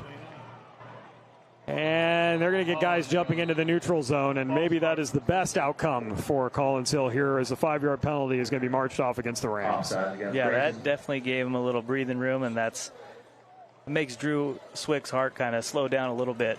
Ball go out to the 6-yard line. Now you can just take that knee and go into halftime in a 2-possession game, Zach. I mean, that's the difference. If you take the field goal, you go up. Now it's a 3-possession game. Here, 15-point advantage for Grayson. Yeah, that was a big stop by Collins Hill's defense to keep Grayson off the board there. That would have been tough for them if Grayson would have put any points on the board. And Cross is going to take a knee, and that is going to wind us down to halftime. And that'll be the last play of the first half. Halftime score, Grayson 18. Well, 18-3. We've seen a little bit of everything in the first half of play. We've seen a punt return for a touchdown. We've seen a couple of safeties. Collins Hill, the lone field goal from Bonacci. And that is your scoring so far. We got halftime coming up here on the MaxPreps National Game of the Week. Hawaiian theme continues for the Collins Hill students. They're hoping it gets a little more festive in the second half. We'll be back with that halftime here in just a few moments. Please stay with us.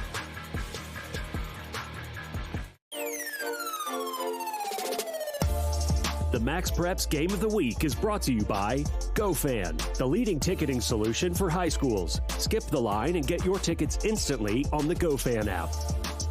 And by the NFHS Network. Watch your favorite teams live and on demand with the largest broadcast network for high school sports.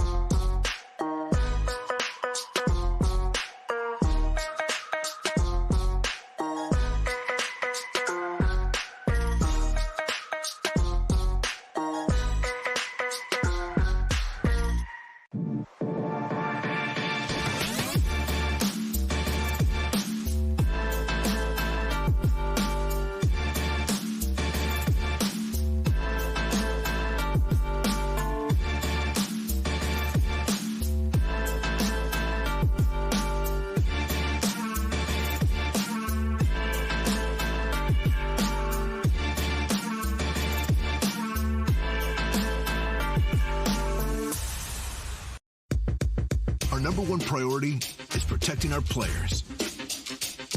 That's why we're writing new rules for the sport and developing innovative educational tools that protect our athletes. This is player protection. This is high school football. Back here at Collins Hill High School in the Collins Hill press box. Jeff Kurtz, Zach Poff, halftime 18-3. Our score, Grayson with a 15-point advantage over Collins Hill in this late night version of the MaxPreps National Game of the Week. We're rolling towards midnight here on the East Coast. So glad you're joining us and staying with us for those of you fans in the eastern half of the United States. And what an interesting first half we had in that Grayson, we talked about it going to break, a couple of safeties, a punt return for a touchdown, but yet only up by 2 possessions. That makes this game a little bit tighter than maybe it would look if you just watch the entire first half. Yeah, I thought that stop by Collins Hill's defense at the end of the first half was big. Kind of kept them in the game. You're down 2 scores. They've been here before. They have a very good defense, so they're always going to have a chance. But they got to find a way to move the ball offensively.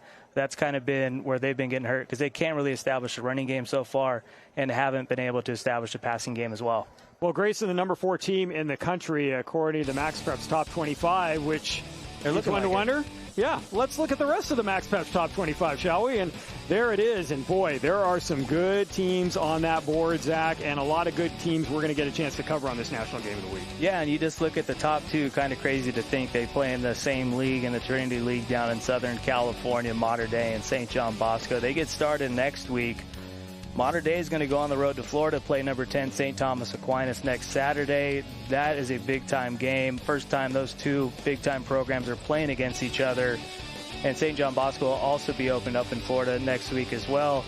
Yeah, there's a lot of good teams on that graphic. You know, a lot of California teams. Corona Centennial at number 12. We'll be doing the game next week between number 14 Mission Viejo and Santa Margarita. And the big storyline for that game is, you know, Carson Palmer takes over as head coach at his alma mater. So that should be a fun one next week. You're going to make sure and want to tune in and watch that one. Well, and number 16, Santa Margarita, we should also mention, in the same league with Mater Dei, St. John Bosco. I mean, 3 teams from one league in the top 20. All 6 are in our top 100, so that just shows you how good that league is. Well, and let's turn our attention to the top 10 in the state of Georgia, and obviously Grayson here and the number 17 Collins Hill. But let's talk about Buford a little bit, who played last night.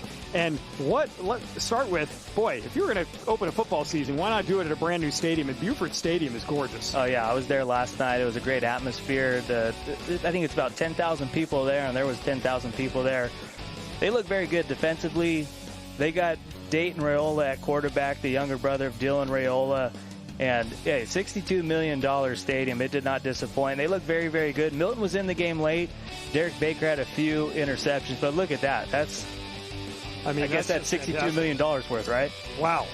I mean, that is a high school football field that rivals any high school football field in the country for sure.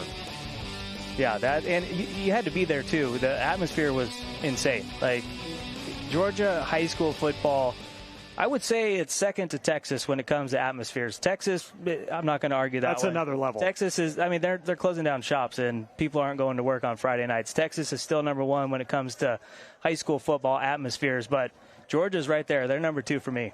You know what? You could go to Texas in just about any sport, and there are huge crowds. You could have a chess tournament, and there would be large crowds for that, too. They just show up for high school athletics. Well, especially, too, the Cowboys aren't really as good as they used to be, so now people got more attention to watch high school football. But it's great out there. You know, Duncanville, one of the best programs in Texas, along with DeSoto, North Crowley, and a bunch of other teams, North Shore, and Allen's kind of getting back to where they were when Kyler Murray was there. Well, you talked about it. There are more teams in the state of Georgia in the top 100 on MaxPreps than any other state in the country. Impressive. And that's why we're here tonight, and 2 good ones playing here. 18-3 our score. We'll be back with more here, halftime from the Collins Hill press box in just a few moments.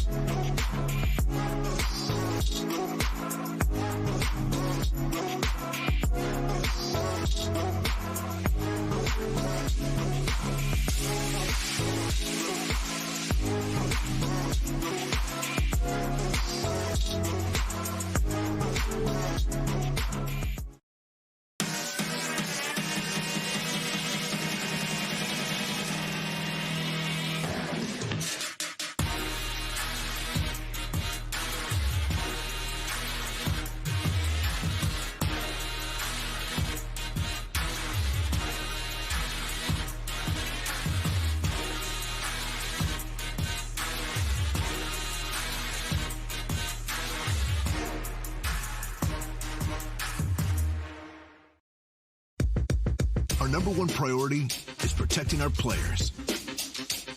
That's why we're writing new rules for the sport and developing innovative educational tools to protect our athletes. This is player protection. This is high school football.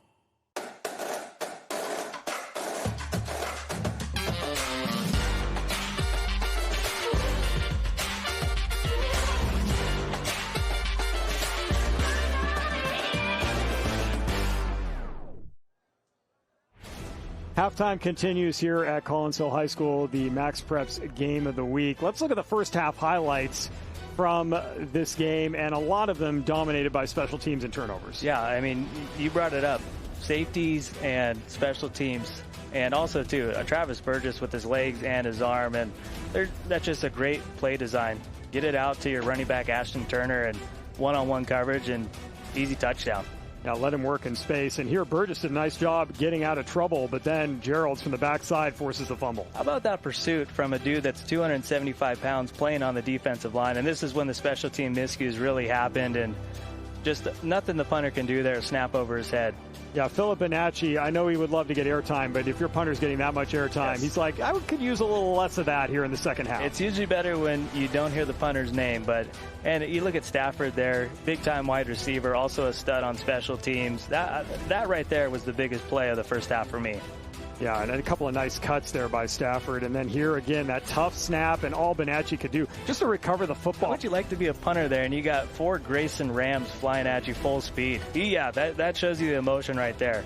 Yeah, definitely frustrating for him. A tough first half for Grayson, or excuse me, for Collins Hill on special teams. We'll be back with more here from halftime. Look at some of the other pieces of things we've got coming up over the course of the year here on the MaxPreps Game of the Week.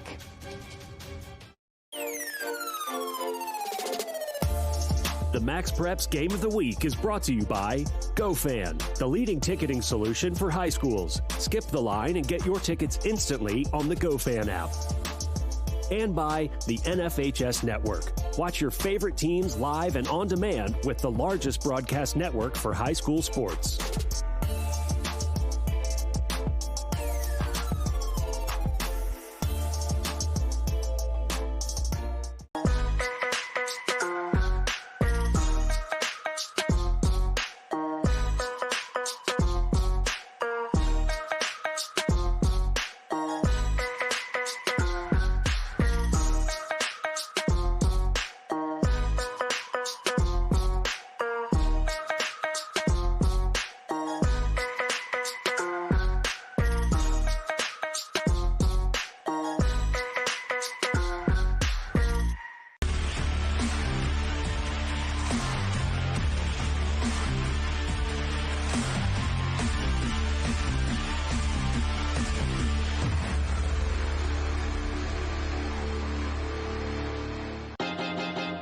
High school sports fans, relive your favorite moments. Just click the shopping cart below the video player to get your digital copy today.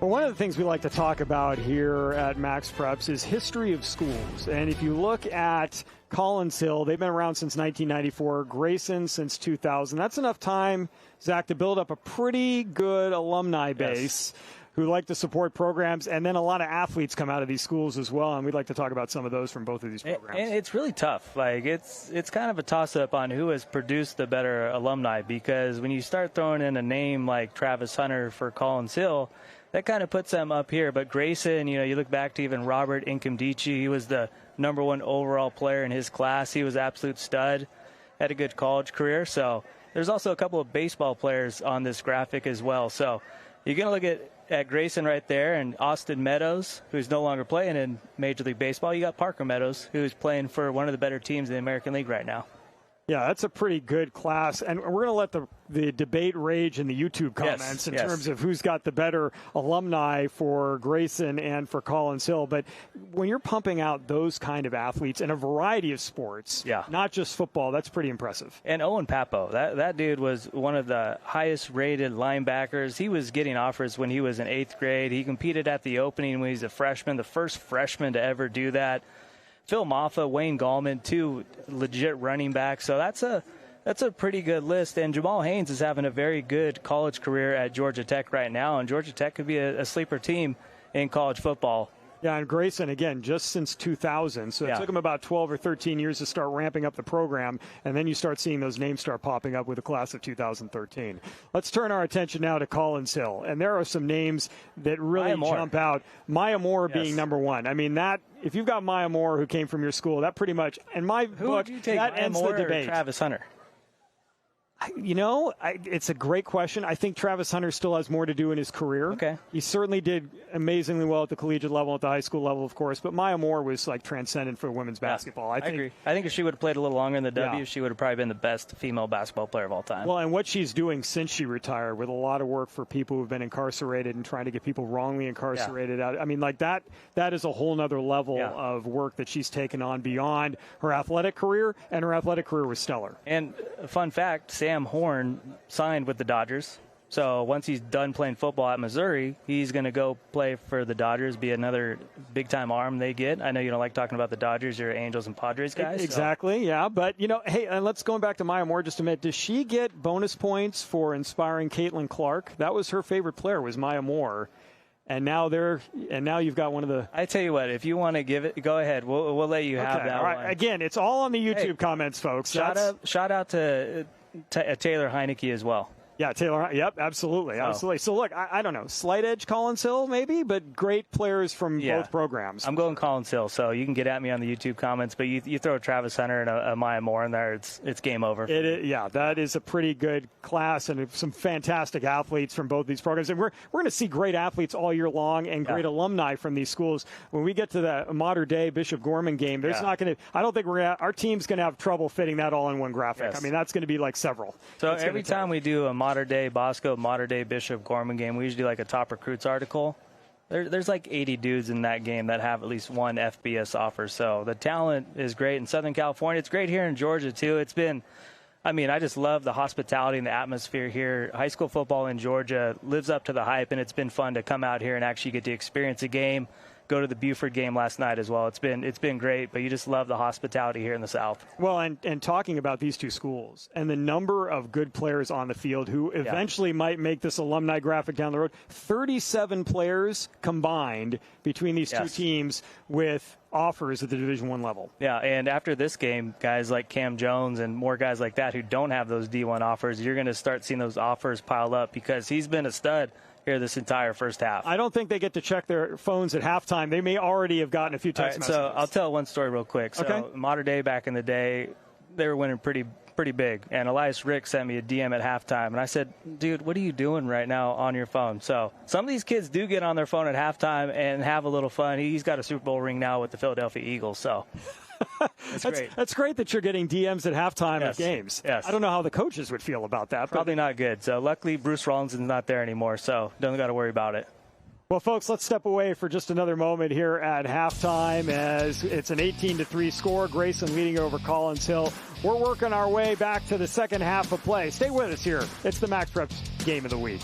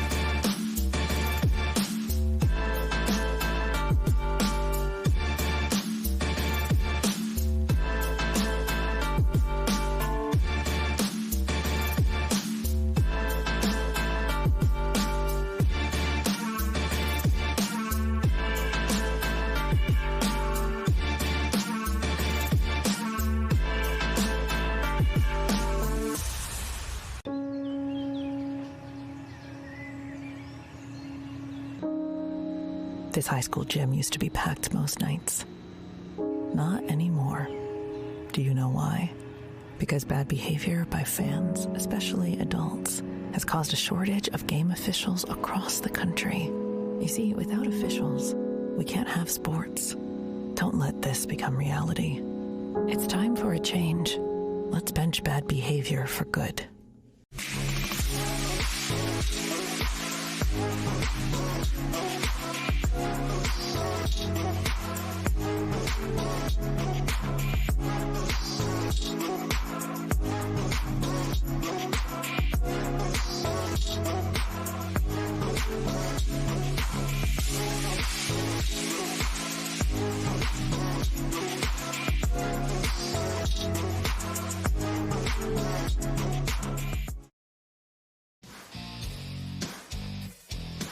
Fans enjoying the snack bar here at Collins Hill. 18-3 our score. Grayson leading it over the Eagles here on the MaxPreps Game of the Week. Jeff Kurtz, Zach Poff, as we continue to roll through halftime here in the press box at Collins Hill High School. And Zach, you had a great opportunity this week to talk to Deuce Geralds, the linebacker, defensive end for Collins Hill. And we were actually able to pull a photo from the past. Yes. Of Deuce Geralds when he was a little bit smaller than he is currently. Yeah, he told me yesterday this was him at 6U. So Deuce is in the middle. He's 23, but then he's got another future LSU Tiger, a guy who's going to play with big Richie Anderson, kind of little kid there. So he's really developed. He's now about like 330 pounds, 6'4", absolute beast. And, I was able to talk to Deuce yesterday, talk about his LSU commitment and playing 6U ball with big Rich Anderson.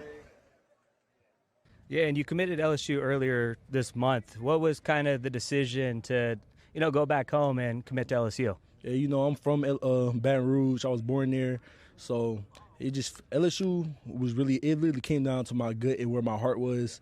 Like all the other schools, it was like so many different factors. I loved all the schools. It really wasn't a bad choice, but it ultimately just came down to my heart, like where I feel like my heart was at. I got tons of family that's there, and I just love the LSU atmosphere, the culture there, and the coaches with Coach Kyle Williams, Coach Blake Baker, and Coach Brian Kelly up there, and then Coach Frank Wilson, who also recruited my dad when he was in college to Ole Miss. It was family ties there, like within the football program and outside of it, so I just loved it. And just talk about, the D-line that you guys got committed there. You got big Richie Anderson, stud at Edna Carr, another stud in LSU, and Lamar Brown.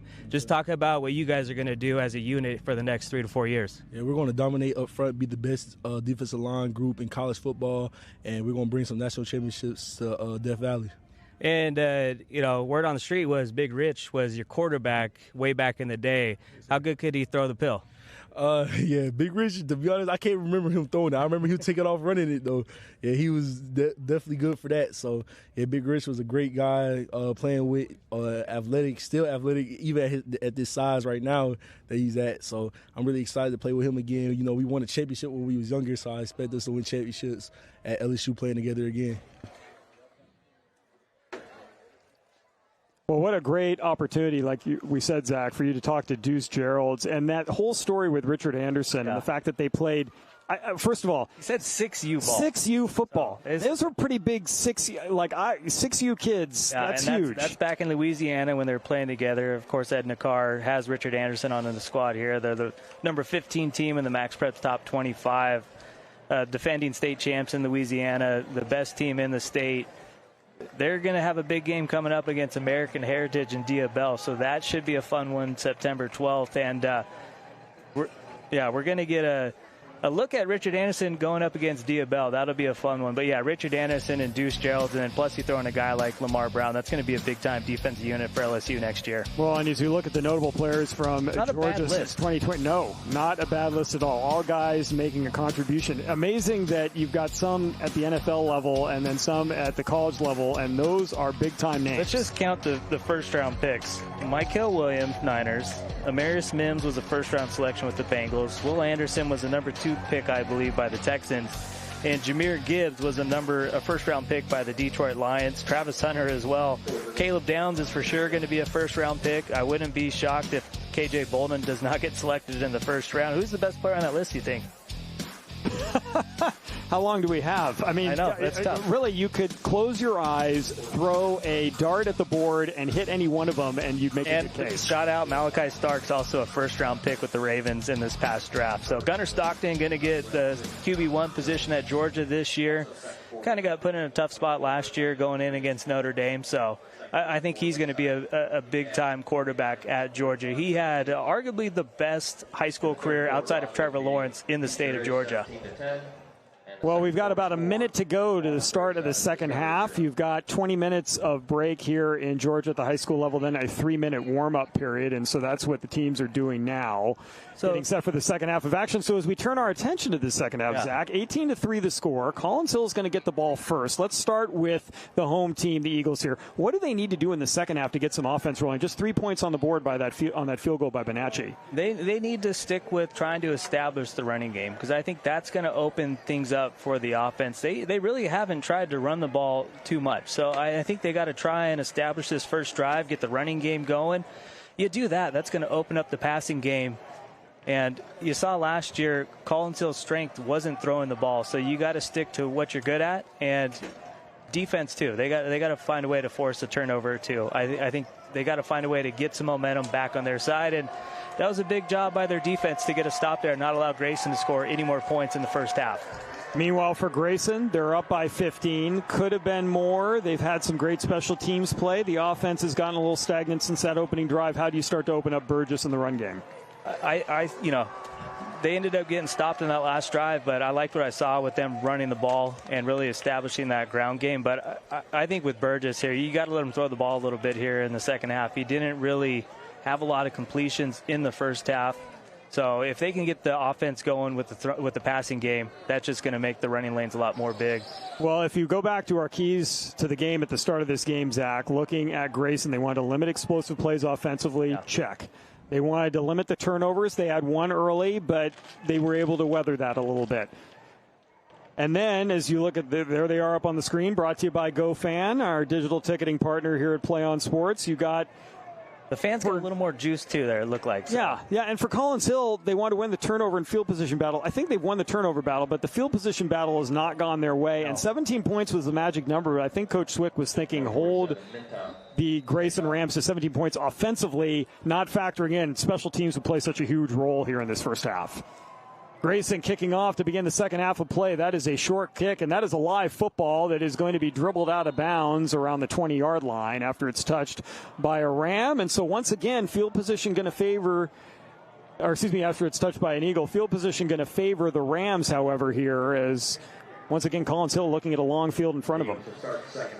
And as you look at the 7 possessions that Collinsville had in the first half of play, they went punt, safety, field goal, punt return for a touchdown, punt, safety, end of half. That is not a very good first half. That's not how you draw it up.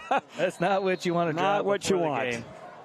This is a big opening drive here in the second half. You got to find a way to get some momentum. I've been impressed with Cross as well when he gets outside the pocket and can make some plays with his legs.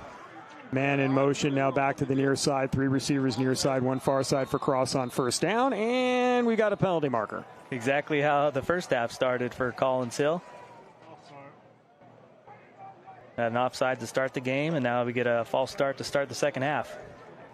Yeah, looking at penalties in the first half, that's another one we didn't really talk about, Zach, but that's 7 penalties in the first half. This is penalty number 8. For Collinsville. And again, those kind of mistakes against the number 4 team in the country, the number 1 team in the state, you can't afford to do that. Now 1st and 15 back at the 14-yard line. You're not going to beat a team like Grayson if you're beating yourself. High snap and a little bit of a tough exchange. And Grayson saying they've recovered a fumble.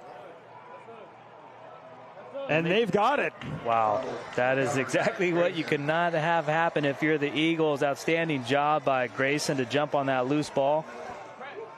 Boy, you've got Looked like that was Mekhi Brazier to jump on the loose ball. You have the penalty, then you turn it over, and Grayson starts out 1st and goal at the 8-yard line. 1st and goal for Grayson. Yeah, get a look at the replay here. And I think it was just a tough snap. Yeah.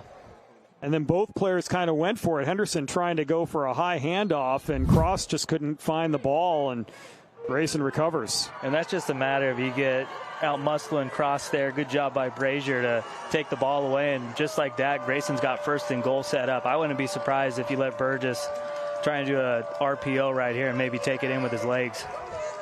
Burgess going to take the snap. He's going to do an end around to the near side with some blockers in front inside the 5-yard line, breaking a tackle, and then finally down at the 2-yard line. Yeah, good play design by Grayson there, and looked like they gave it to Stafford, the wide receiver, on a little end around. Gain of 6 yards on the play, 2nd and goal. And quickly up to the line of scrimmage, the Rams. On 2nd down, let's just keep it on the ground and walking into the end zone. A touchdown, the 2nd of the game for Grayson, the 1st of the year for Josh Thomas. You kind of figured he was going to get the rock there. He got, 2nd and goal at about the 2-yard line. He's a tough man to bring down, and You can just feel the energy coming out of this place on the Collins Hill sideline. You start the drive with a turnover, and 2 plays later, boom, Grayson punches it in for a touchdown. I mean, that was going to be a tough assignment for this defense to try to stop a 1st and goal at the 8-yard line after turning the ball over.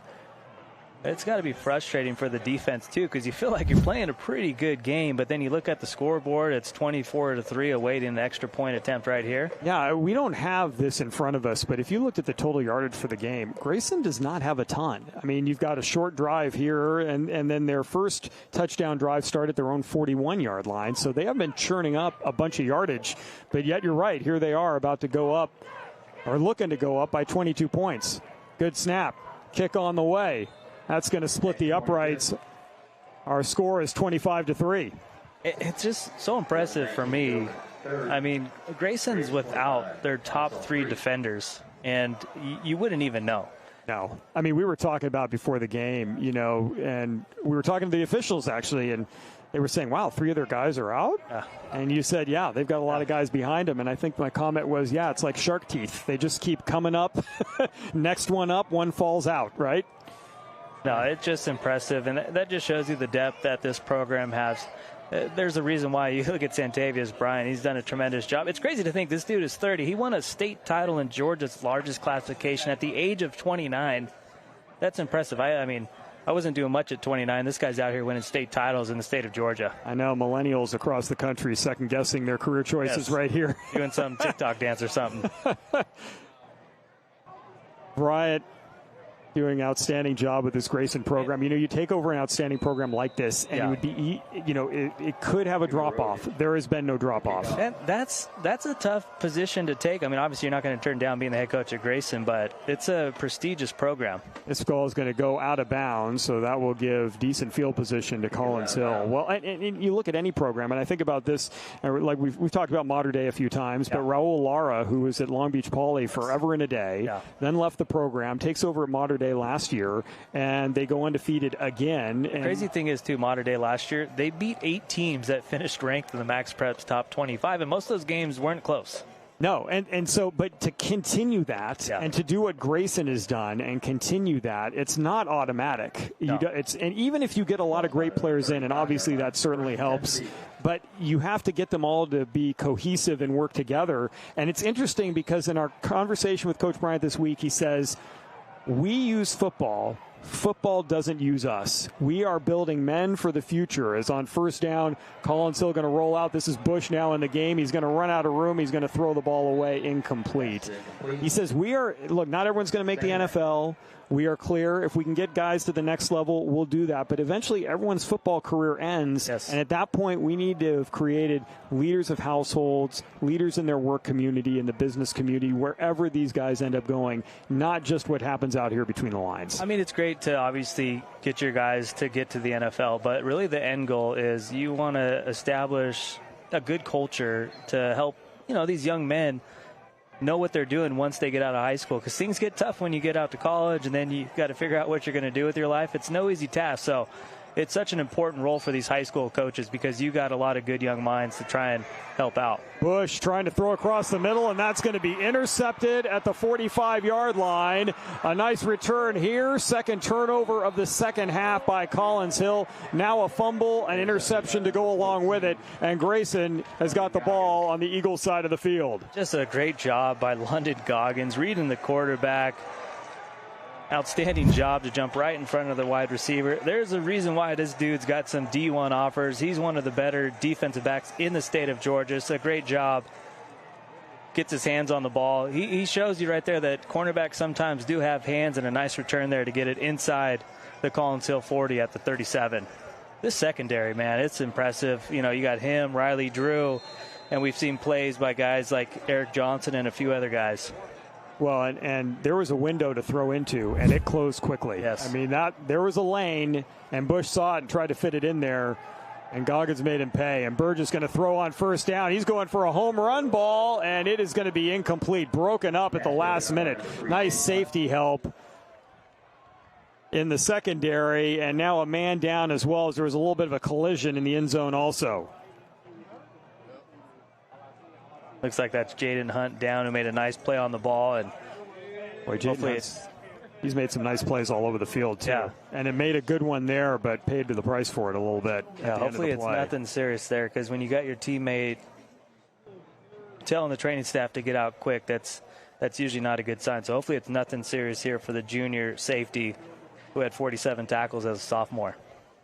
Yeah, hopefully it's nothing more than he just got the wind knocked out of him for a little bit. But, you know, going back to Grayson and even Collins Hill, talking to coach, I mean, folks, if you could pick the perfect coaches to coach 14 to 18-year-olds, you would pick these two gentlemen. Both of them teach at the school. I mean, Coach Swick and Coach Bryant, we spent an hour with both of them. We could have spent a lot longer, and they probably would have talked to us for the entire time. We would have gone right into their next period of class.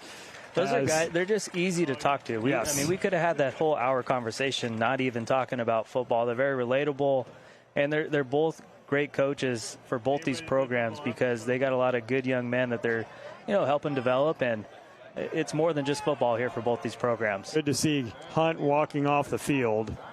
We should mention Coach Swick teaches history. Yes. And Coach Bryant, PE. Yes.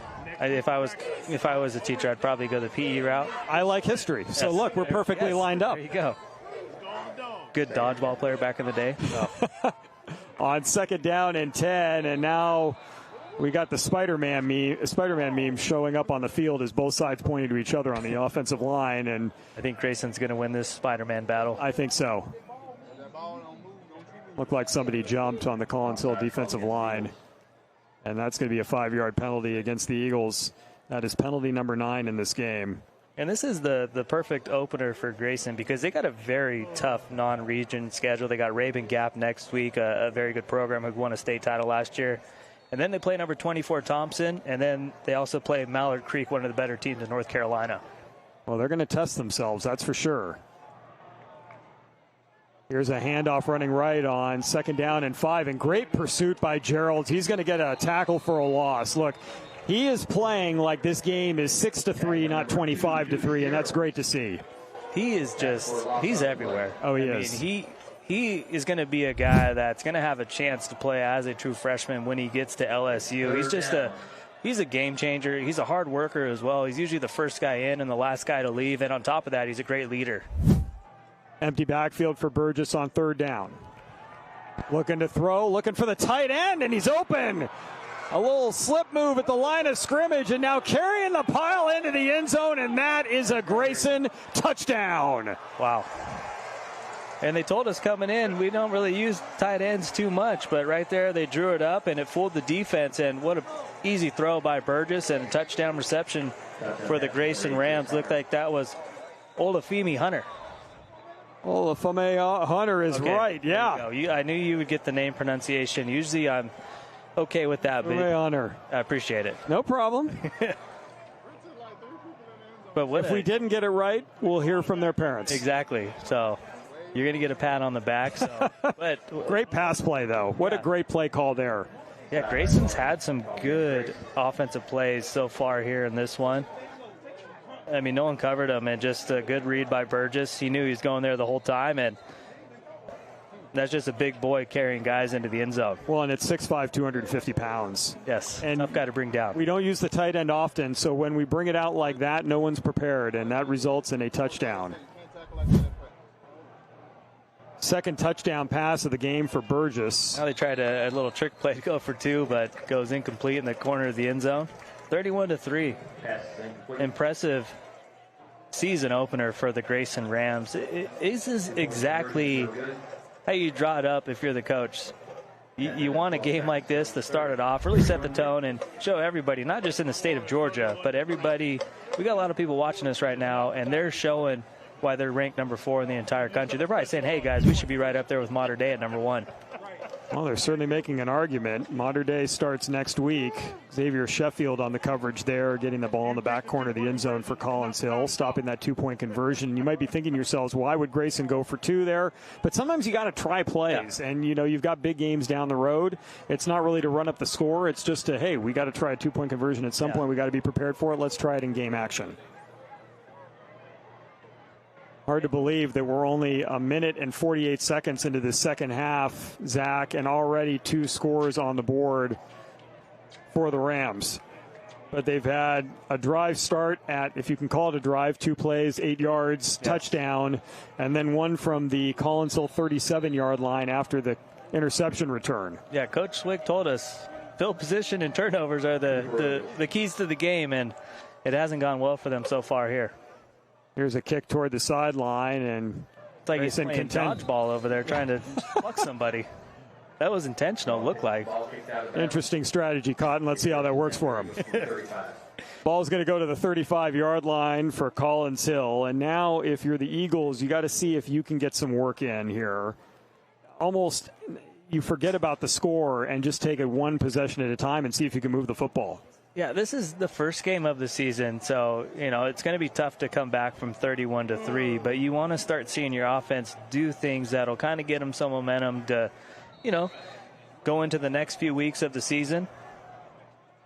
A.J. Bush back out there again. He got the start here in the second half. This is his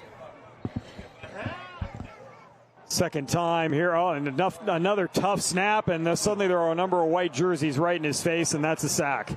Tackle for loss back to the 20-yard line. Yeah, it's been tough out of shotgun here. It's been a tough day for the center. A couple of errant snaps and tough position right there. Well, and you wonder, we don't often talk about the stress at center, but you have to make the snap, and then you've got to block a defensive line like Grayson that's so quick. Sometimes you start thinking ahead too far, and you're like, let me get this ball back there quickly so I can get off the line, and then you start sending it to the right or to the left or over somebody's head. And as you've done it a few times, it kind of sticks in your head as well. Bush going to throw, has a man open. That pass is complete. Nice cut by Joseph, and then he's going to be tackled just shy of the original line of scrimmage. Actually, they're going to give him forward progress to the 35, so he's going to make up the lost yardage from the previous play and set up 3rd down and 10. Yeah, good job to get that yardage back, and 3rd and 10 still, a little longer than you'd want, but this is still a 3rd down you can convert. First down for the Eagles. Obvious passing situation. And you got to feel a little confident there if you're A.J. Bush. Made a nice throw. 3rd and 10 for the Eagles. A little bit of zone defense for Grayson. Bush is going to step way back. He's going to pull the ball down. He's going to run out of time. And finally get the ball down the field, and really went for it there, but double coverage down the field. The pass broken up. Pass broken up on number 5, R.J. Yeah, R.J. Isaac there in coverage. It looked like they were going to get another interception right there, but not able to come down with it, but it'll still be a 4th and 10 situation. And right there, that's just I'm going to throw it up and see what happens here. It's 3rd and 10, so see if they can give your receiver a chance. Sherrod Simmons downfield, but there were too many Grayson Rams in the secondary to break that play up, and really Simmons ended up playing defense more than he went for the football. As the punting unit on again for Collinsville. Number 8, Maddox Renault. Punt.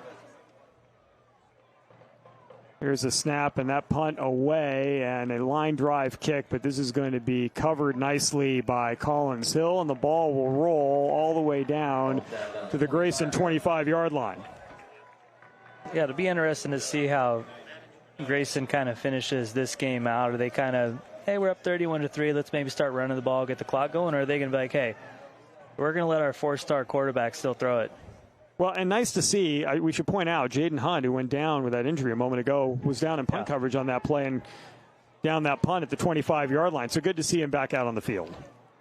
Yeah, no, that's great. And, it looked like it could have been a bad injury, but right back out there, that's awesome to see.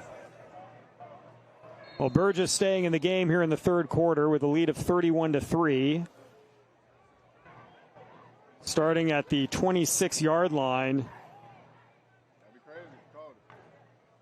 Low snap, gets the ball, looking to throw, looking down the field. He's got a man with a step. That pass is caught by Dawson Quarterman, and he's going to go all the way for a score. What a throw. One play, 74 yards, 3rd touchdown of the second half. I guess I got my answer. They're going to let him air it out, and just that's how you make your Grayson first impression there. Dawson Quarterman was playing down in South Florida at Northern last year, and gets open, and look at the arm from Travis Burgess, just about 50 yards in the air, right on the money. Dawson Quarterman walk-in touchdown. Where's number 2? Gave the deuces as he crossed the goal line. I mean, blown coverage. He was wide open. No DB within 15 yards. Straight up extra point for Grayson here, trying to go up 38-3 here in the third quarter with 8:29 remaining. That's just a fantastic pass. Third touchdown pass by Burgess in the game. Second one here in the last couple of minutes. We're going to see some good quarterbacks this year, Jeff, but this is the way to start it off. Yeah, he is certainly up there, that's for sure.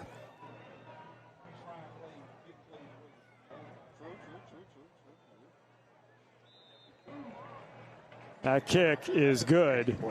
38-3. And what's left of this Collins Hill fan base is pretty stunned. And I think most of the folks who were wearing the Hawaiian gear have looked for a flight to Maui. That was good. But, yeah, what a start. I mean, they sure do look like the number 4 team in the country, and this is how you want to start it off. Because last year they lost this game 20-19. They ended up running the table and winning 6A state title, but I think they would have preferred to go 15-0 instead of 14-1. Well, and then winning that game in the quarterfinals, 38-14, and you start your title defense in 6A knowing that every team is going to give you their best game. Yeah. And Grayson, they've come out here tonight looking to make a statement, and they have. Yeah, and looking at that 2020 game, Travis Hunter made one of the best. They lost that game 38-14, but Travis Hunter made one of the best catches I've ever seen. Went up with one hand, plucked it out of the air, and Travis Hunter was one of those guys watching his sophomore year especially. I was like, okay, he's a dude. He's going to be a guy that's going to be playing on Sundays. I wasn't sure if he'd be able to keep playing both ways, but it looks like he's going to give that a shot, and I wouldn't be shocked if he plays wide receiver and cornerback at a very, very high level. Well, and he's with the Jaguars, and if you're the Jaguars, why not roll the dice that way? I mean, exactly. You got nothing to lose. You're kicking 70-yard field goals in preseason. You're going to roll out Hunter and let him play offense and defense. Why not? And he's used to that humidity. He's from Florida, ended up going to Collins Hill, playing at Grayson. This kick towards the corner. It's going to be returnable from inside the 5-yard line. Eagles looking to get some good field position here. Not a lot of room along that sideline. That's very strategic. Try to keep that ball in bounds and let your special teams work a smaller part of the field rather than kicking it right down the middle. And Collins Hill's going to start out inside their 20-yard line. And just how great is this for Grayson? I mean, this shows you, it allows you to give Tyler Atkinson, Ant Davis time to recover, and you don't got to rush him back. You got a good unit out here without your top 2 guys. Both, Tyler is a 5-star recruit going to Texas, and then Ant, a 4-star going to Ole Miss. So those are 2 future SEC guys, but their defense has looked outstanding. Yeah, they haven't lost a step. In fact, that's what the coaching staff said. They said in our scrimmage last week, we rolled out the second unit, and we didn't lose anything. Yeah, I thought he was like, all right, we'll see. Yeah, he was right. Yeah, absolutely. So from the 17-yard line on first down, a running play to the near side. Here's Maddox Henderson, who hasn't had a lot of opportunities so far in this game, but he's going to get a nice carry there across the 25 out to the 26-yard line for a gain of 9 yards on first down. Really, that and Deuce Gerald's 10-yard carry. Those are the 2 longest runs in the game for Collins Hill. Yeah, they just have not had much success running the ball or. Are you surprised they didn't do more of that run earlier? I thought the game plan coming in. As Bush is sacked in the backfield. That's who.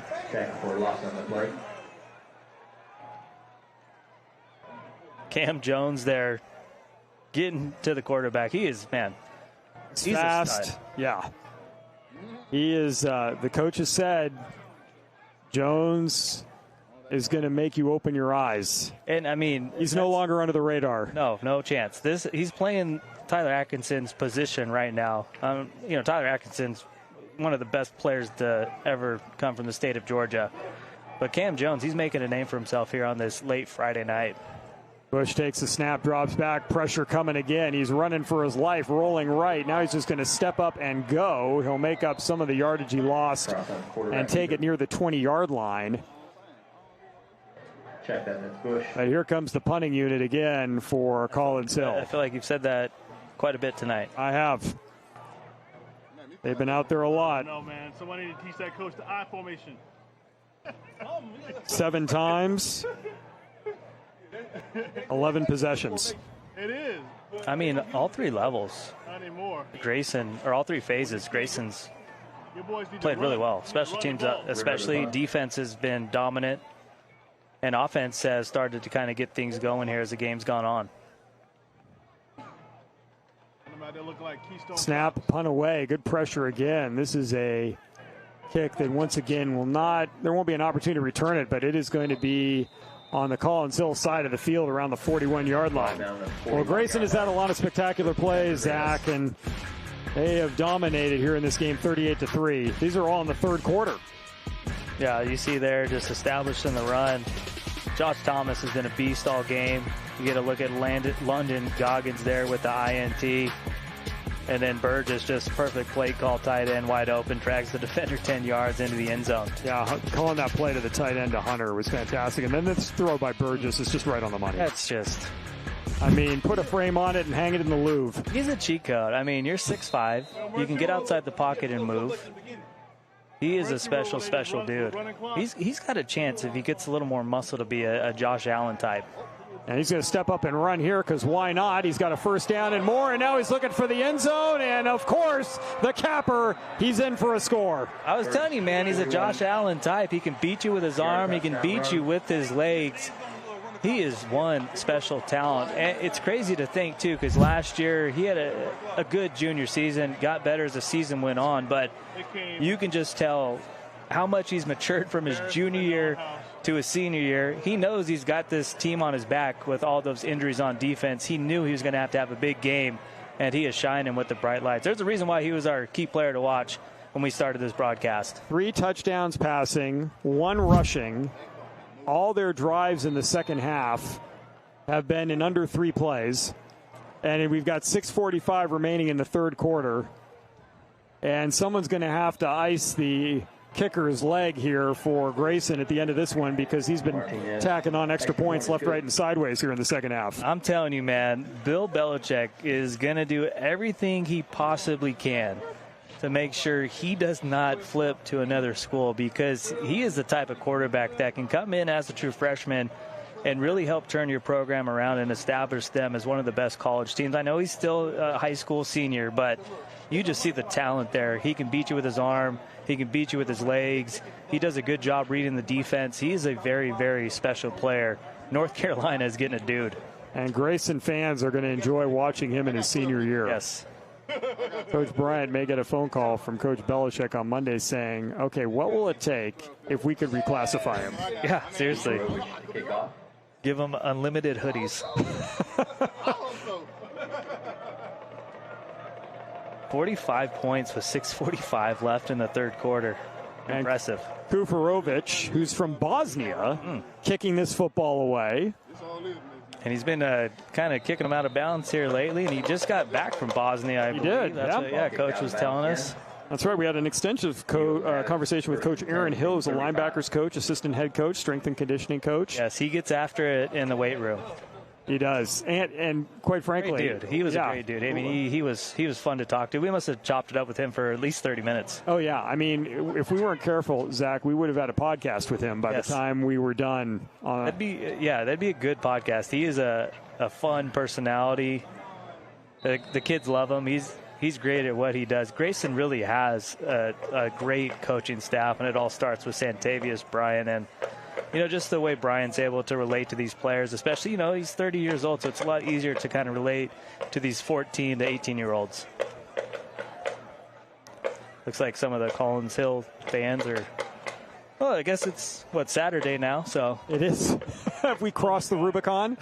Bush hands off on first down, and we're out across the 35-yard line to the 36, a gain of 1 for the Eagles. I hope I wake up for my 9 a.m. flight tomorrow. Oh, my goodness. Can you still set a wake-up call at your hotel, or is that too old school now? Kids are probably like, they probably don't stay at hotels, but they're like, what is that even? I don't even know if they put a landline in your hotel room anymore. I'm going to have to double-check that when I get back to the DoubleTree.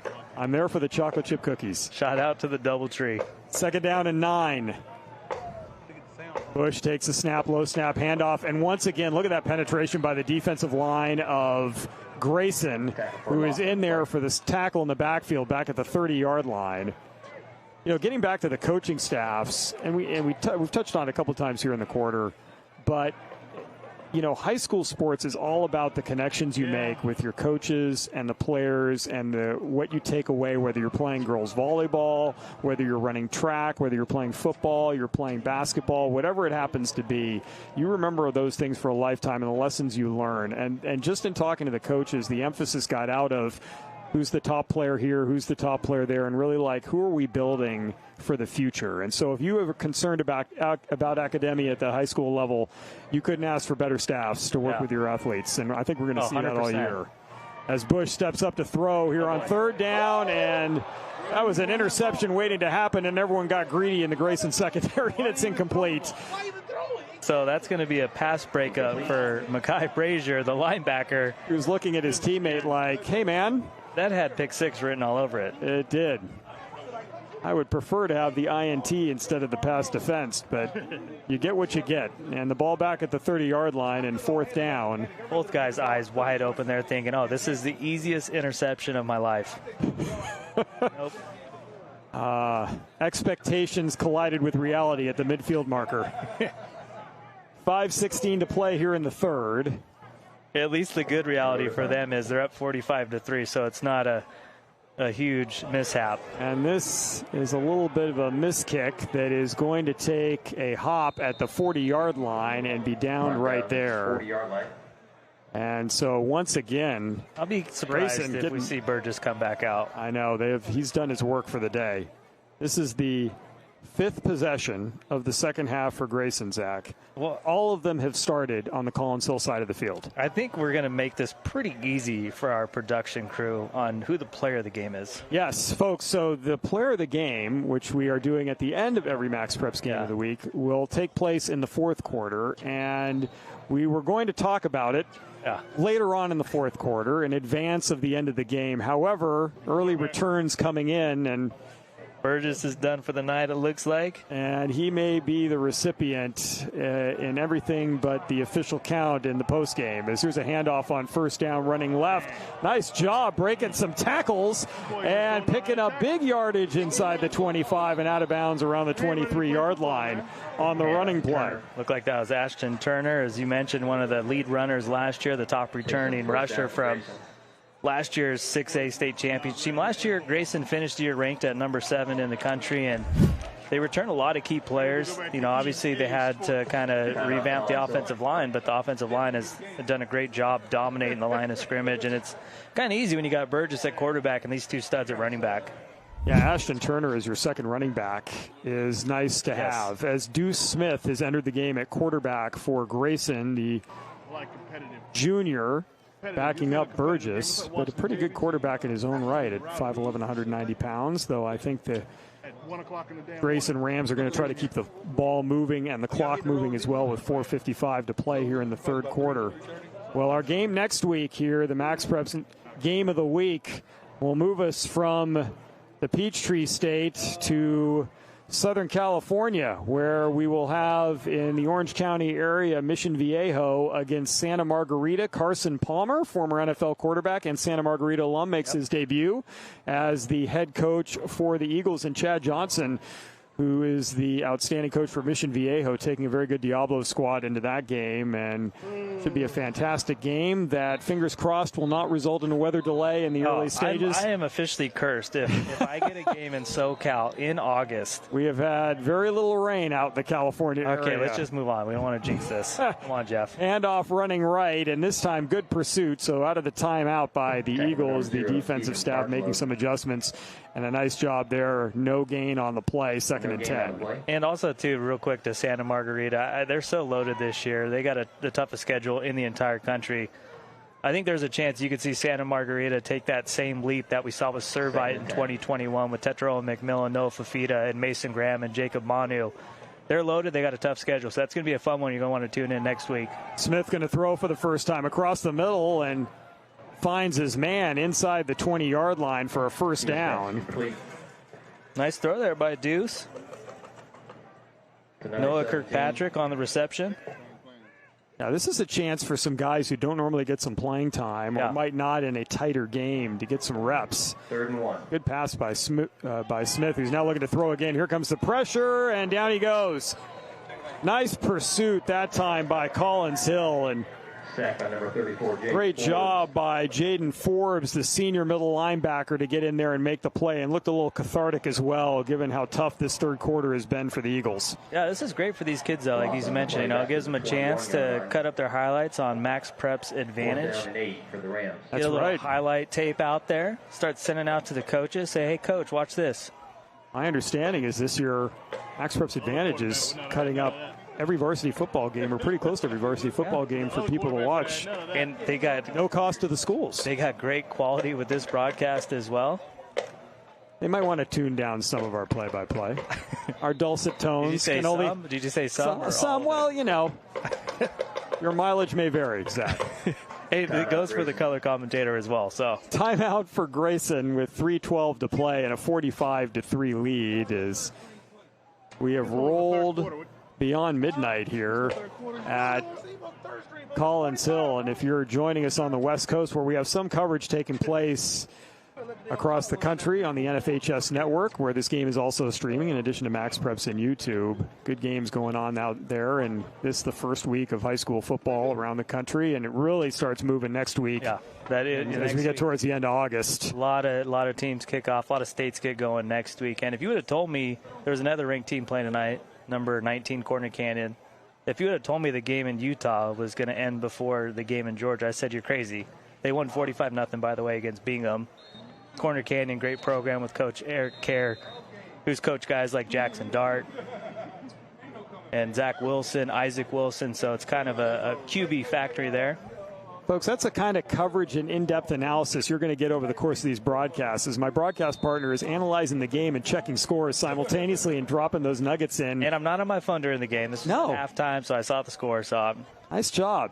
Here's a field goal attempt from 38 yards, and that is good as Grayson going to connect, and Ricardo Martinez shows off the leg. More points on the board for the Rams. They extend the lead to 48-3 here in the third quarter.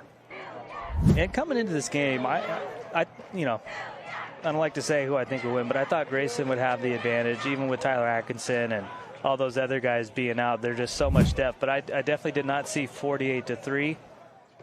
Just, it's a very, very, they're good at coaching, great coaching staff, great players. This team doesn't have many weaknesses.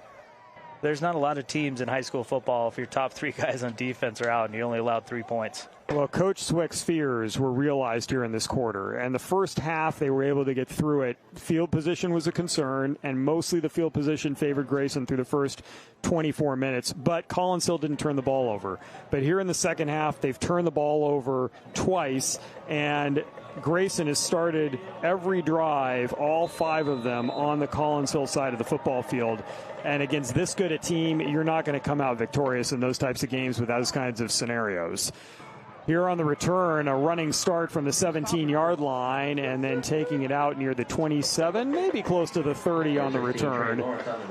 I can tell you one team I wouldn't want to be, and that's Woodward Academy, who Collins Hill plays next week. And I think you're going to get a different Collins Hill team next week. This is, first game of the season.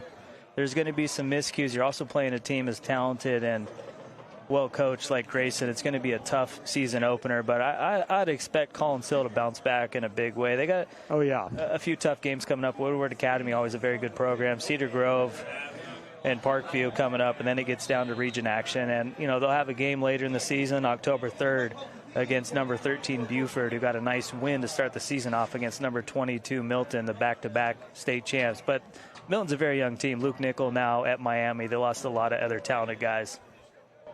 Well, both coaching staffs thought that this might also be a playoff game as well down the road, and that certainly was the case last year. Here's a running play on first down and up the middle, positive yardage across the 30 out to the 35-yard line for a gain of 5 on first down.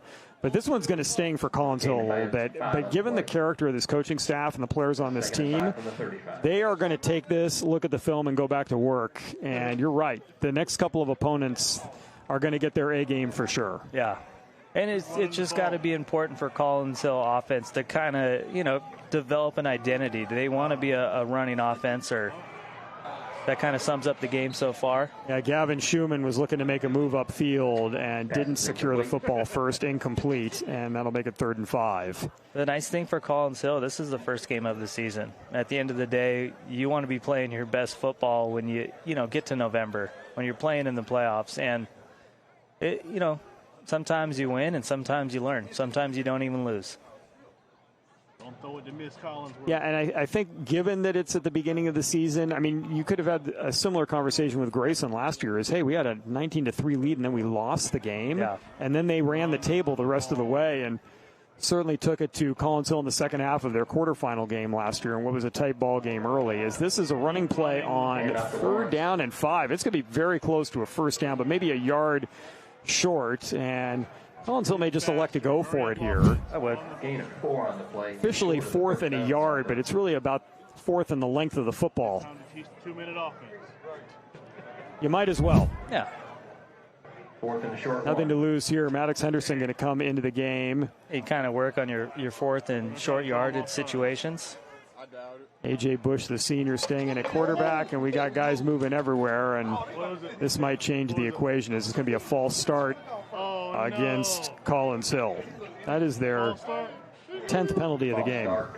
Yeah, those are, I think, the two things that Drew Swick's got circled is penalties and field position. It's just tough to win games when Grayson's got a short field a lot of the way, and some turnovers as well, plus special team miscues. Well, what can you correct? You can, and you see it a lot early. False starts, offsides. You can correct those. Those will get better as the year goes along. Special teams play. They're going to definitely go to work on that next week.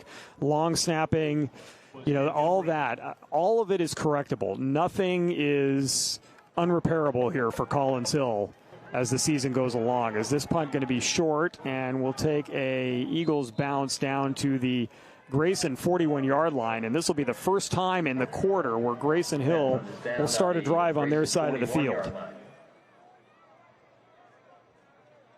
All right. You get another look at Santavius Bryant there, and I was talking to Rusty Manziel earlier. He knows everything when it comes to Georgia high school football. I say, hey, is Santavius, he's got to be the youngest head coach to ever win in the largest classification. He told me he'd be shocked if there was anyone younger that's ever won a state title in the largest classification. He might be 30 years old, but he's got the coaching mind of a 55-year-old.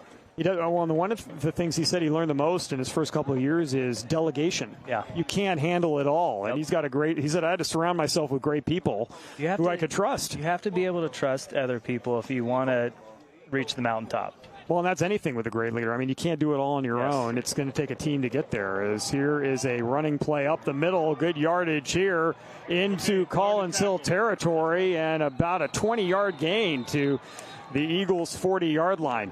Zach, there were 13 possessions between the two teams in the first half of play. This is possession number 13 between these two teams in the third quarter, and we still have under a minute 30 to go. Wow.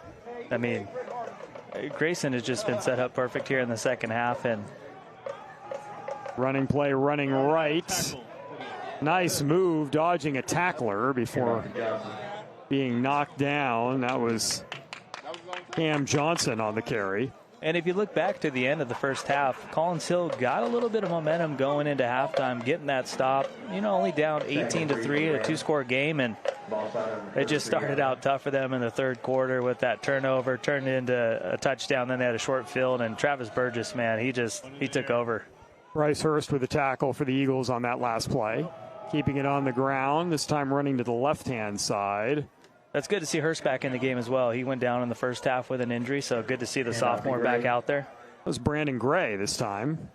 Tackle by Hernandez. Yeah, I hope you did your research here because you're going to probably get a lot of guys that weren't highlighted coming into this one. 3rd and 1 from the 31. Third down and a yard.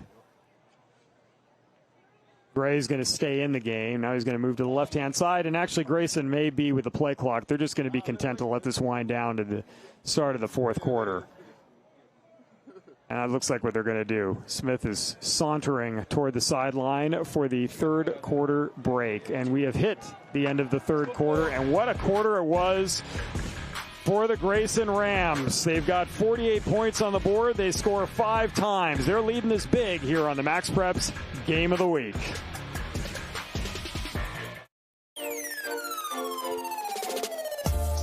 The MaxPreps Game of the Week is brought to you by GoFan, the leading ticketing solution for high schools. Skip the line and get your tickets instantly on the GoFan app. And by the NFHS Network. Watch your favorite teams live and on demand with the largest broadcast network for high school sports.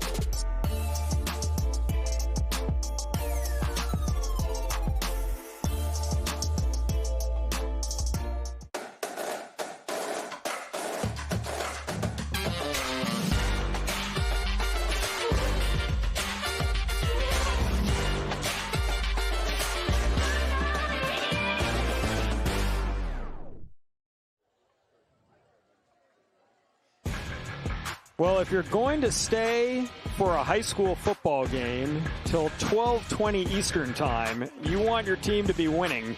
Yeah. And Grayson's fans who have stuck around for this one. We got one lady with the cowbell going, so respect good. her. Look, she is committed to the bit all the way through. Yes. And I'm kind of from that Sacramento area. It was back in the Arco days with the Sacramento Kings when they were good. Not so much anymore, but it would get loud in Arco Arena, that's for sure. You a Laker fan? I am. Okay. We're diametrically opposed in our rooting interests in a variety of ways, but we see, folks, we can still get along. I like the Clippers. Okay.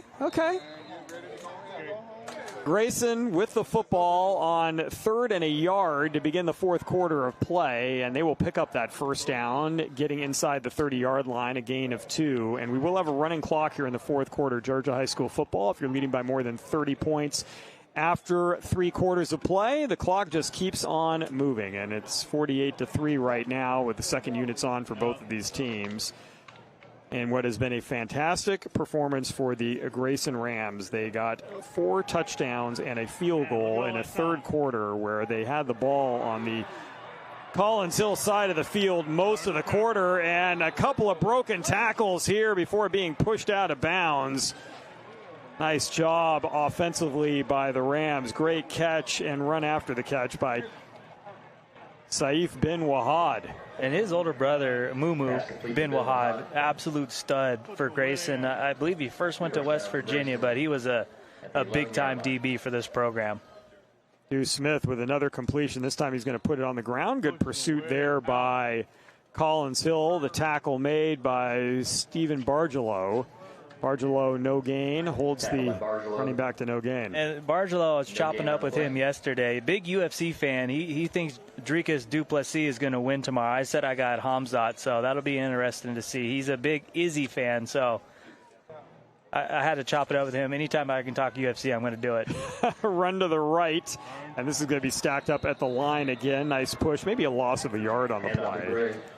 This is good. You're going to get connections with all these guys across the country. Well, and he had an Alex Faher shirt on, which was funny to me because that's like Israel Adesanya's big rival. So it's kind of funny to see him wearing that shirt. But he plays linebacker position like he's a UFC fighter. He loves contact. He had a big-time season last year. He's going to be one of the leaders for this Collins Hill defense this season. If you come to me in week 5 and say, Bargelow and I have been analyzing UFC over the last few weeks. Here's Smith on 3rd down with pressure coming. He's got a man open, and that pass is going to be broken up near the goal line. Turf Monster won that one. 4th down as the intended target there was Terrell Smith out of the backfield. Deuce Smith throwing off his back foot with a pressure, and Terrell Smith trying to cut back towards the football, just couldn't get his feet underneath him. Now we're going to have another field goal try here for Grayson. This looks like it's going to be about a 27-yarder just inside the right hash marks. Going into this one, I didn't think Grayson was going to get a chance at a 50-burger, but well, they got an opportunity here. This is Martinez again, who connected on his last one from 38. And he's going to get another one here from 27. Martinez with the wow, 51 points. What a season opener for the number 4 team in the country. They're really looking like they're, going to the game last night with Buford and Milton.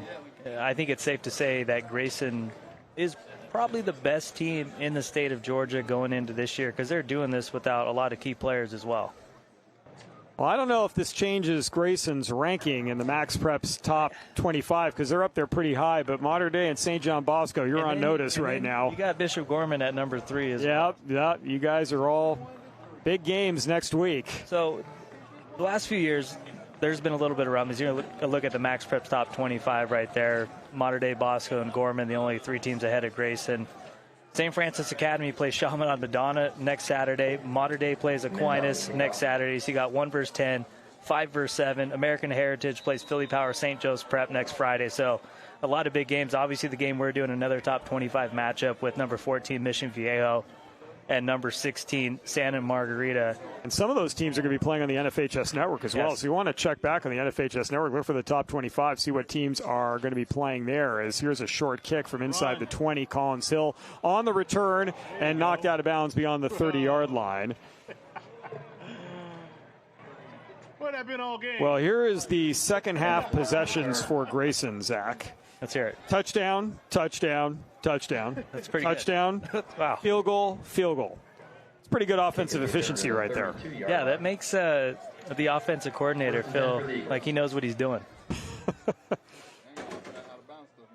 Yeah, I mean, if you're Grayson, you got to go back to work next week and not just say, okay, we rolled up 51 or whatever the final number turns out to be as the clock continuing here. They got a tough game next week as well. Raven Gap's a very, very good program, won their first state title last year. And then after that, they play number 24 Thompson. They played last year. Grayson won in overtime on a 2-point conversion. Trent Seaborn, the quarterback there at Thompson, he won a state title in 7A in Alabama as an 8th grader. Kyrie Cross is going to come back out on the field, and Joel Bradford's going to step into the backfield for Collins Hill here. He helped Grayson win a state title last year. Tough snap again. Cross is going to lose his footing. That center quarterback exchange in the spread formation here is something that Collins Hill is going to really need to work on over the next week. Oh, yeah, this is... it just throws off the timing of the plays. Yeah, and they run a lot of their plays in shotgun, and it's just been some errant snaps. Well, and again, I pointed this out earlier in the broadcast, but your center, not to call out Stephen Hare, who's doing a pretty good job back there, but he is trying to get a block on some quick guys in front of him before he really snaps the football, and that's why some of those snaps have gone a little awry. Here's a pass down the field that's going to be broken up by Grayson, and it'll set up a 3rd down. I've been impressed. The refs have called a very good game here today. I thought the game yesterday with Buford and Milton. So, Georgia refs, very, very good refs. And sometimes in high school football, the refs you just sometimes are not too sure about. But they've had a good game so far here tonight. There have been a lot of penalties, but obviously a lot of penalties before the play even started. So, yeah, pretty easy calls. Nothing controversial this evening. And yeah. once again, folks, 110 years of refereeing experience out on the field. If you've thought about becoming an official, you've said, hey, how come they didn't make that call there? Well, we invite you to call your local state association. Get yourself signed up in any sport. A lot of people are needed. Is Cross running out of pressure and will run out of bounds just around the 30-yard line. Loss of a couple on the play. And that'll set up the punting unit once again, and the punting unit getting more time on this broadcast than Coach Swick would like. Yes.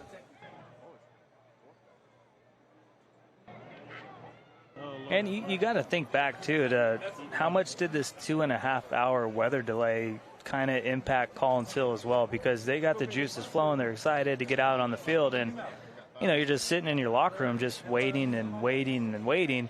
That's got to have some type of impact, and that just shows you, too, with Grayson, on the other hand, they didn't let that affect them at all, and they came out and played the exact game they wanted to. Well, I think Grayson did a great job in special teams. They got those 2 safeties in the punt return, and even though they didn't go for a field goal and got stopped by Collins Hill at the end of the first half, the Eagles could never get going offensively against this defense. And this ball, nice punt, is going to roll out of bounds right near the Grayson 30-yard line. And that was really the deal, is offensively they couldn't get going. Grayson's defense proved to be too good, even with some of those top starters out of the game, Zach. You mentioned that. And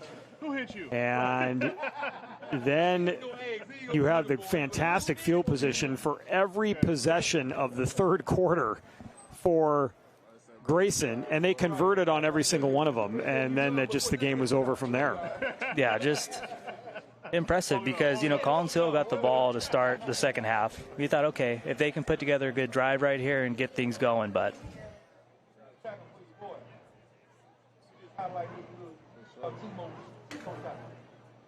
get it nice. The unit back out, second unit offensively for Grayson. Time winding down here on this first MaxPreps game of the week. That's a 4-star smile right there. There's some happy players on that Grayson sideline. I wonder who's smiling bigger, him or Bill Belichick? I got to think it's Burgess. He seems to have the easier smile than Coach Belichick. Keep that clock running.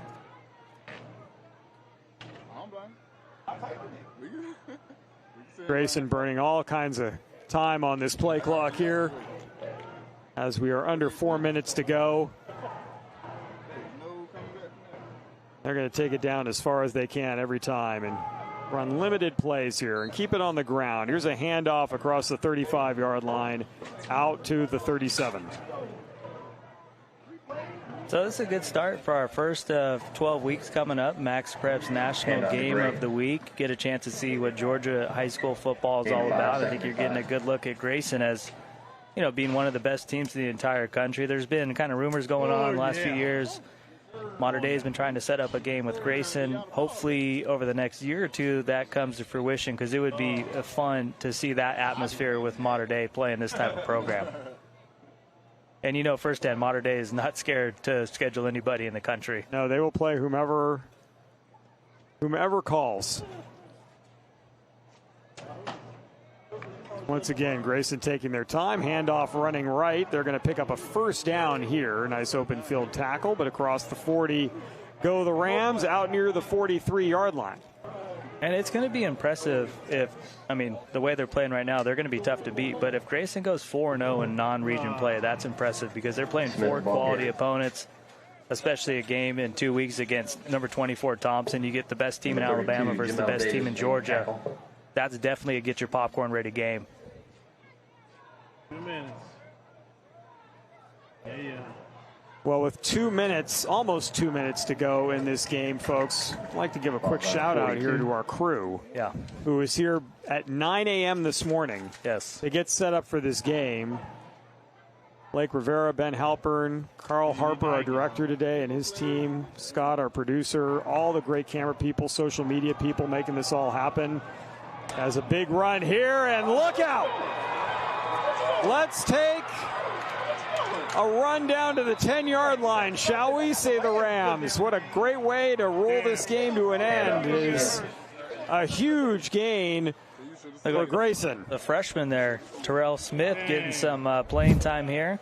6 foot, 185-pound freshman. Wow. And he's got some speed, too. He just kind of looks like a tire blew up inside the 10. Took off and then got the wind knocked out of him a little bit at the end of the run. That was a tough tackle at the 10-yard line, but Grayson looks like they're just going to take a knee here. They're going victory formation with a minute to play. I think that's the coach's favorite formation. It is. Signs of a game well played. But yeah, thanks so much to our crew. Just did fantastic work, especially with a longer delay. It's been a long day for them. Zach and I have the privilege of showing up a couple hours before the game. We roll in, we roll out. Our job is easy relative to everybody else. They made our job so easy tonight. Everything ready to go and in our ear. They're going to provide you great coverage every week, folks, for the next 11 weeks after this. That is for sure. So Burgess back in at quarterback. He wants to take that last QB kneel. Why not? Yeah. He had a fantastic game. He might lose a yard or two on his rushing total, but he doesn't care. And now we got a whistle, and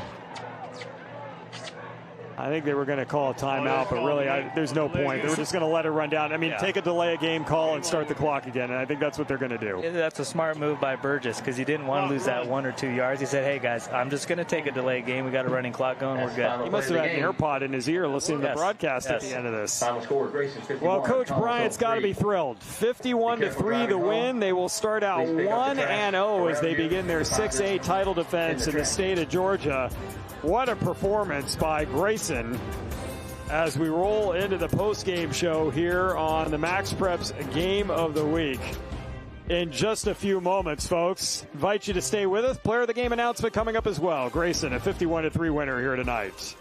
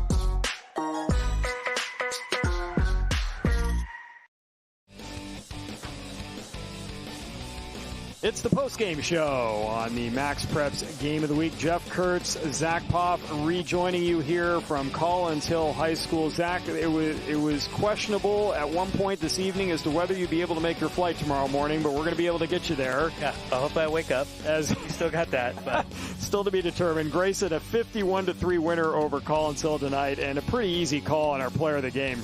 Travis Burgess, I mean, that was simple enough. 3 passing touchdowns in the second half, 4 for the game, 1 rushing touchdown, and then out to take the victory formation as well. This is the one in the first quarter, and then he really exploded in the third quarter. Yeah, this was one of his best single-game performances he's had during his Grayson career. Had a very good junior season, but you can just see the development continue to keep growing for Travis Burgess. You look at that, it's a perfect size, man. 6'5", 210. If I had to give you a player comp, I'm going to go Josh Allen. I just think if he can get a little more muscle on his body, you look at the arm talent, you look at the ability to extend plays with his legs, he's really got it all. And he's also a very, very smart quarterback. He knows how to read defenses, and he did this against a very, very good defense here tonight. Yeah, this Collins Hill defense, and we saw it with Deuce Gerald. Yeah. They make a lot of plays, but Grayson just wore them down over time. You know, Burgess, 23 passing touchdowns last year. He's already got 4 in his first game. He's got 9 regular season games to go before he hits the playoffs. He's likely to break through that pretty quickly this year. Yeah, and, you know, there's a reason why he was competing at the Elite 11 finals as one of the top quarterbacks that is in the class of 2026. And, you know, just talking to Grayson all week, they said, hey, he's taken a big jump from his junior season. He had a very, very good junior year. The sky's the limit for this dude. He's one bad dude.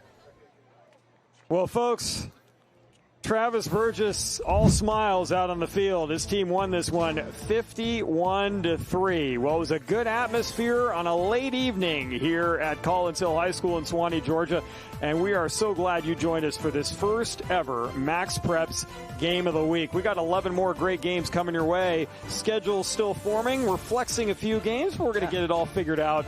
And it is going to be a real fun ride for all of us, and we hope you enjoy it as well. I'd like to thank everyone here at our production team for making this broadcast possible. For my broadcast partner, Zach Poff, I am Jeff Kurtz saying so long from Collins Hill as Grayson comes away with a 51-3 win. They are 1-0 on the year. We'll see you next week on the Game of the Week.